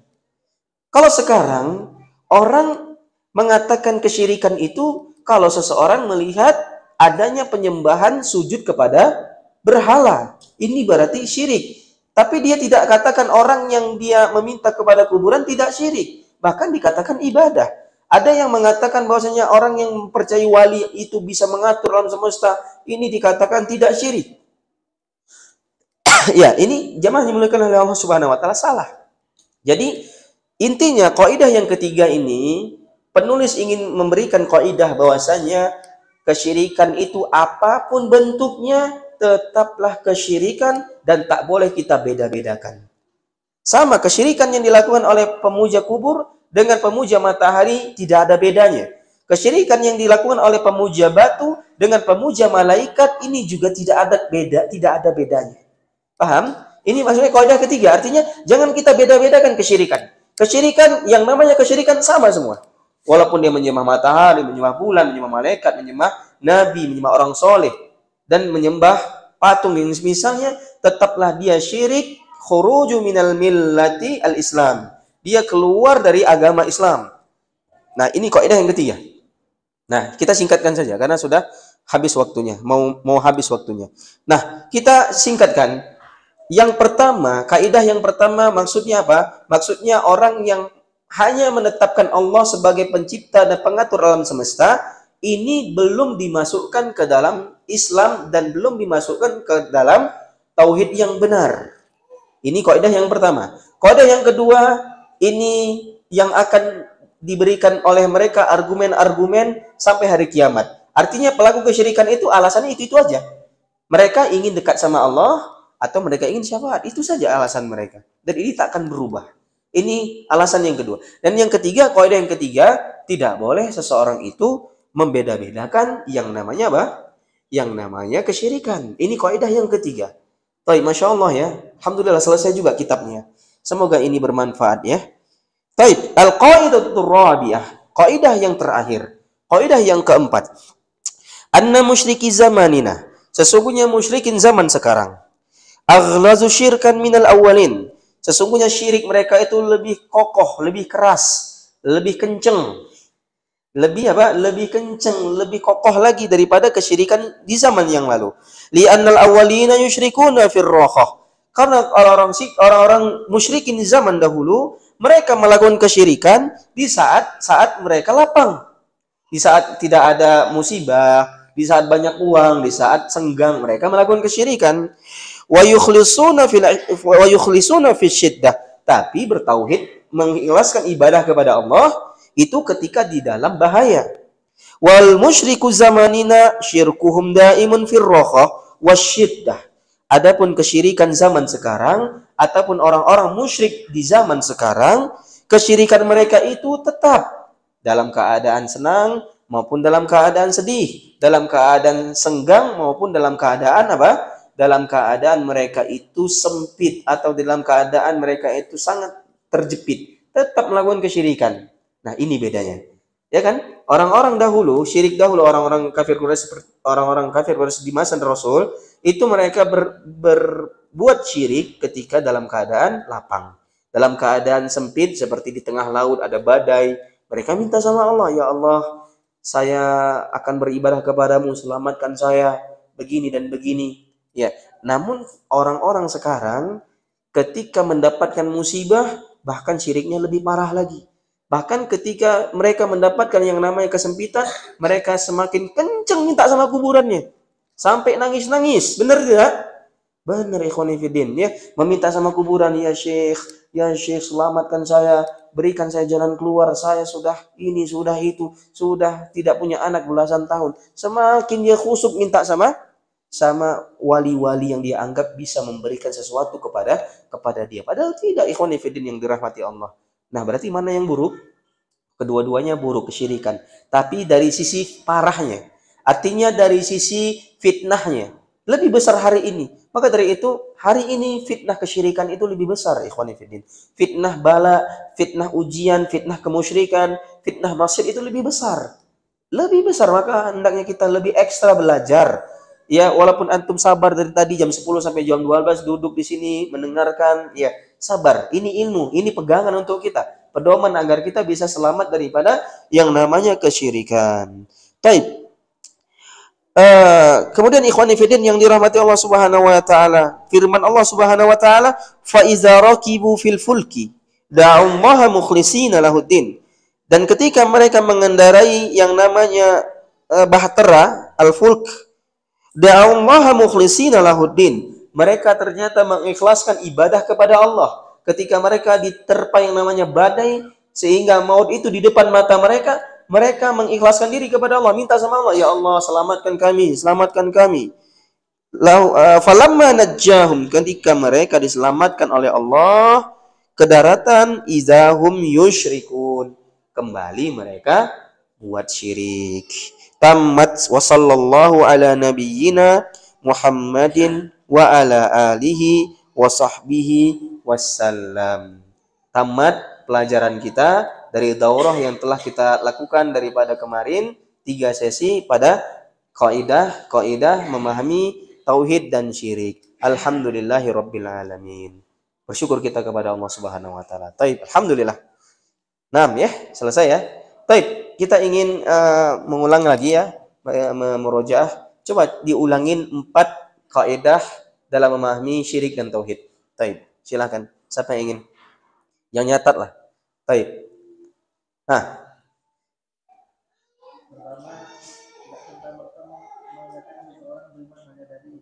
Kasih mic coba. Bentar, pakai mic.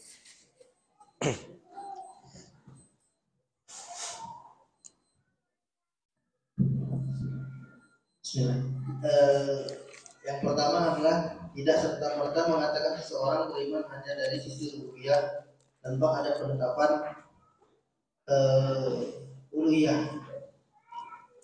Apa contoh rububiyah? Contoh rububiyah mengimani bahwasannya Allah yang memberi rezeki, mengatur alam semesta. Ahsan. Baik, ini yang pertama. Yang kedua? Yang kedua, mengarahkan wajah kita terhadap orang-orang yang mengambil wasilah dari selain Allah. Alasan mereka. Ya. Dan mereka untuk mendekatkan diri kepada Allah mengambil wasilah-wasilah lain seperti datang ke kuburan wali atau sebagainya. Kemudian yang ketiga, Nabi SAW memerangi kaum musyrikin tanpa membeda-bedakan bentuk peribadatan orang-orang kafir. Alhamdulillah, ahsanta. Kemudian yang keempat, kesyirikan orang zaman sekarang lebih parah, yaitu dalam kedua keadaan, baik lapang maupun sempit. Sedangkan zaman dulu bentuk kesyirikan mereka hanya pada saat mereka sempit saja. Nah, Masya Allah ya. Artinya kaidah keempat ini menunjukkan bahwasanya kita harus lebih ekstra mengenal kesyirikan. Lebih ekstra menjauhi kesyirikan dan lebih ekstra untuk kita mengoptimalkan tauhid kita. Nah, ini kaidah yang keempat. Masya Allah ya. Paham ya? Yang lain ya? Baik. Kemudian kita akan sejenak review kembali ya. Apa kiat-kiat untuk mendapatkan syafaat? Baik, siapa yang mau jawab? Nah, yang ada catatan. Antum. Masya Allah. Coba dioper coba apanya? Dioper mic-nya tolong dioper. Silakan, fadal. Oh ya, dapat kopi nih. Jadi ini antum nggak dapat kopi ya, kongsi aja ya. Apa mereknya nih? Black Band. Band apa band? Oh band, nama orang ya. Gak ada arti ya. Ya, Toib. Silakan. Salah satunya sudah bertauhid dan banyak baca Al-Quran, berpuasa, doa setelah azan atau membaca kalimat doa yang setelah. Itu aja. Hah? Oh ya? Ada 8 ya? Ada lagi? 5. Tinggal di Madinah dan mati di sana. 6. Memperbanyak selawat. 7.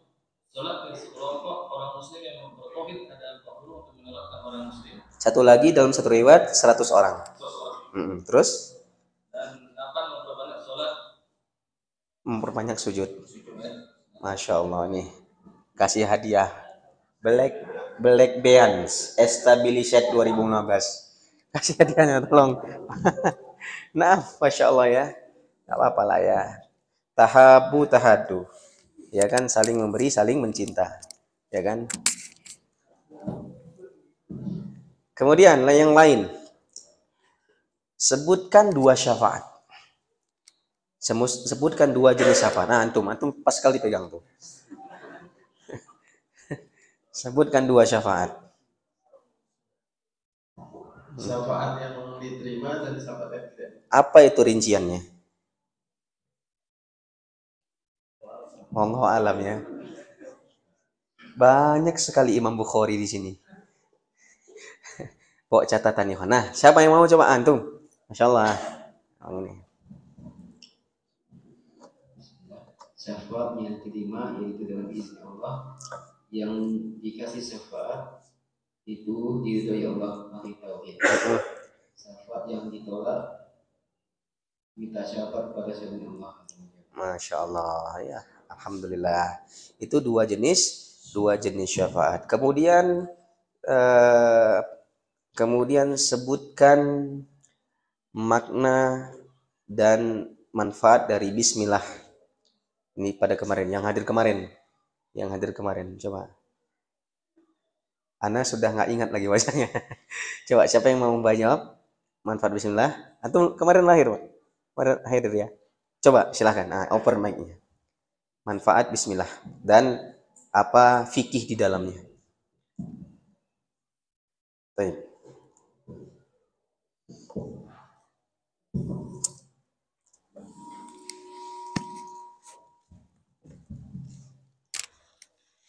Bismillah dengan mengucapkan nama Allah dari segala seluruh nama-nama Allah.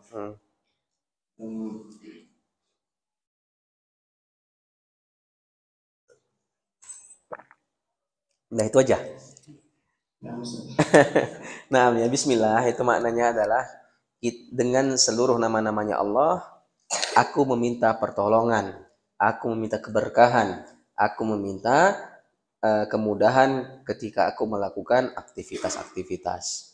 Nah, Bismillah ini dianjurkan karena kalau seseorang tidak membaca bismillah maka fahuwa aqtaq, dia terputus daripada keberkahan.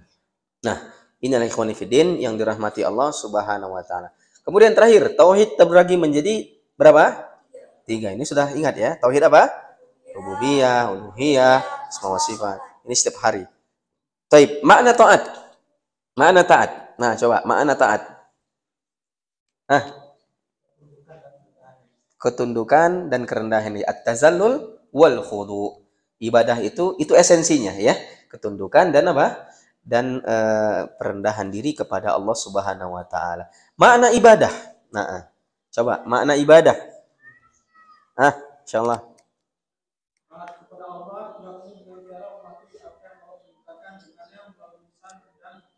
Masya Allah. Satu lagi. Pengertian yang satu lagi. Ada ditulis. Setiap perkara yang dicintai dan diridhoi oleh Allah. Coba, yang nyatat itu. Coba baca. Setiap perkara yang dicintai dan diridhoi oleh Allah dari perkataan dan perbuatan. Az-zahirah wal batinah. Coba, antum nyatat. Masya Allah. Silakan.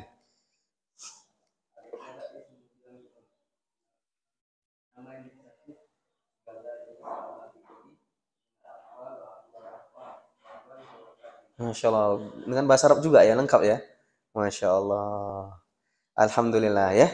Nah, inilah yang bisa kita sampaikan dari pelajaran kita di kitab Al-Qawaidul Arba.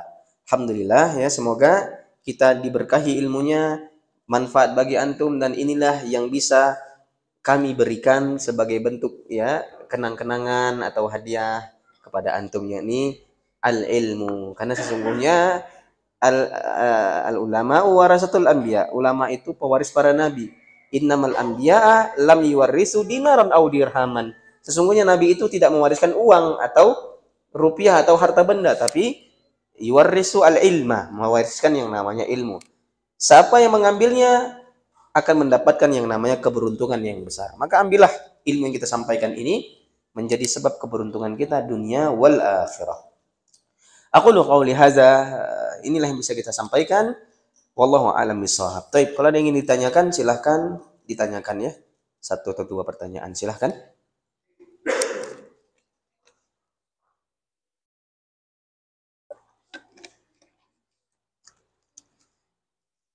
Sudah ngerti semua ya? Boleh silakan.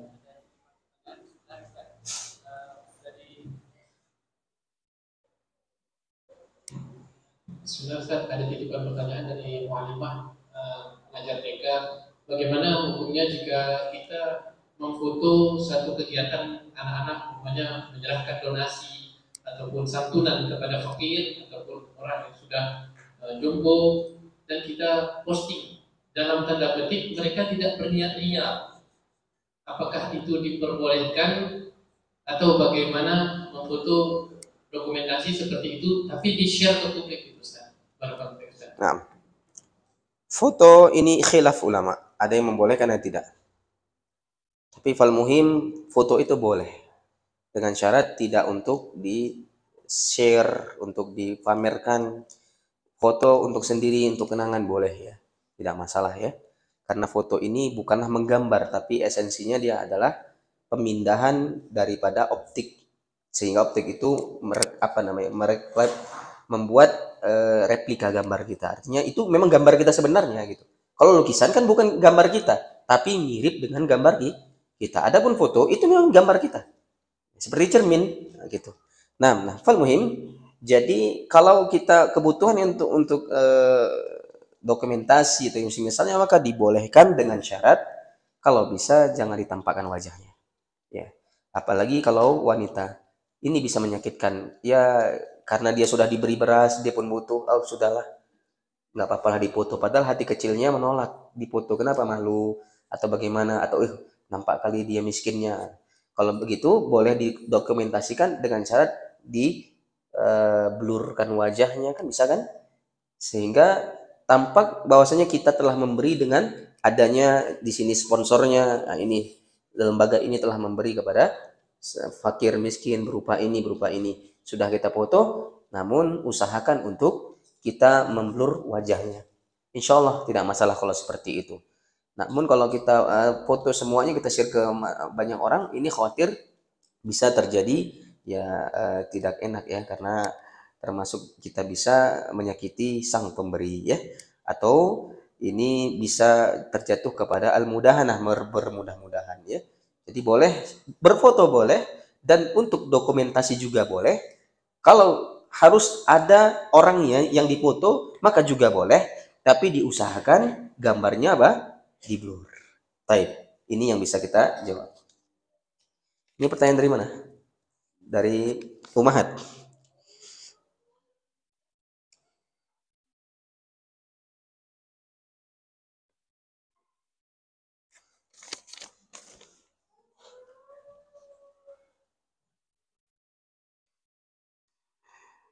Ustadz, Bismillah, izin bertanya, bagaimana hukumnya apabila di depan sebuah masjid ada kuburannya pas dengan arah kiblat? Ini sudah kita jawab tadi malam ya.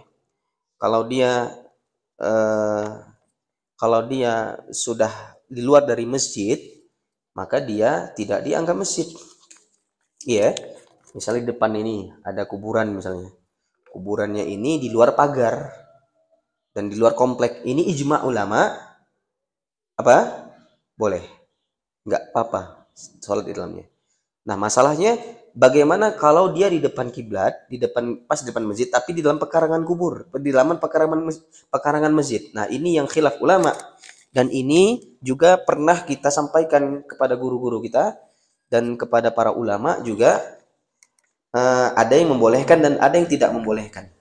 Dan yang membolehkan ini mayoritas ya, seperti Syekh Utsaimin, Ustaz Zulkarnain membolehkan juga. Banyak Ustadz Bamu Alim juga membolehkan. Kalau dia sudah, saya bin Bas juga membolehkan.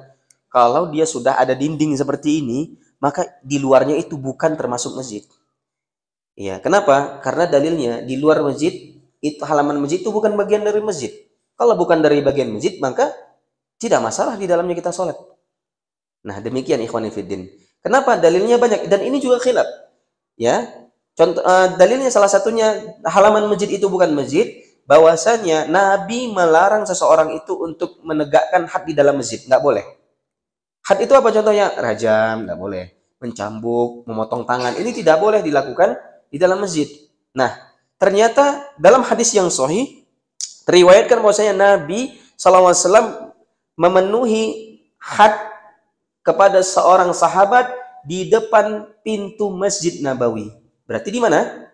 Di halaman masjid. Berarti mafhumnya, pahamnya bahwasanya Rasulullah menegakkan had di halaman masjid, berarti di halaman masjid itu bukan bagian dari masjid. Dan ini juga difatwakan yang disampaikan oleh Ustadz kita, Ustadz Haris Abu Naufal, mengatakan pekarangan masjid ini bukan masjid. Maka dibolehkan hal selain daripada ibadah, berjualan dan semisal, dan termasuk juga kalau ada kuburan di dalamnya. Ini pendapat yang pertama, dan Anda tidak memaksa pendapat yang Anda sampaikan. Dan pendapat yang kedua adalah sama saja, mau kuburannya itu di dalam komplek atau di luar komplek, kalau ada kuburan tidak boleh. Ya, lebih-lebih kalau di dalam. Mau samping kanan, samping kiri, belakang masjid, depan masjid, samping kanan, samping kiri, ini tetaplah tidak boleh seseorang itu sholat di dalam masjid tersebut karena dia di dalam pekarangan masjid yang para ulama sebagai mengatakan pekarangan masjid itu bagian dari masjid. Misalnya di samping menara dan begitu kan. Nah, pendapat yang pertama ini agaknya lebih mendekati daripada rojihnya. Tapi wallahu alam, yang manapun pendapat yang antum pilih, jangan gara-gara ini kita saling ribut. Intinya keluar dari khilaf itu lebih utama. Artinya kalau ada kuburan sudah jauhi saja. Tapi kalau misalnya ada saudara kita yang dia sholat yang ada kuburan dalam pekarangan, jangan dulu kita salahkan. Mungkin dia mengambil satu pendapat yang kita katakan tadi. Baik, hadza wallahu a'lam. Bismillah ya.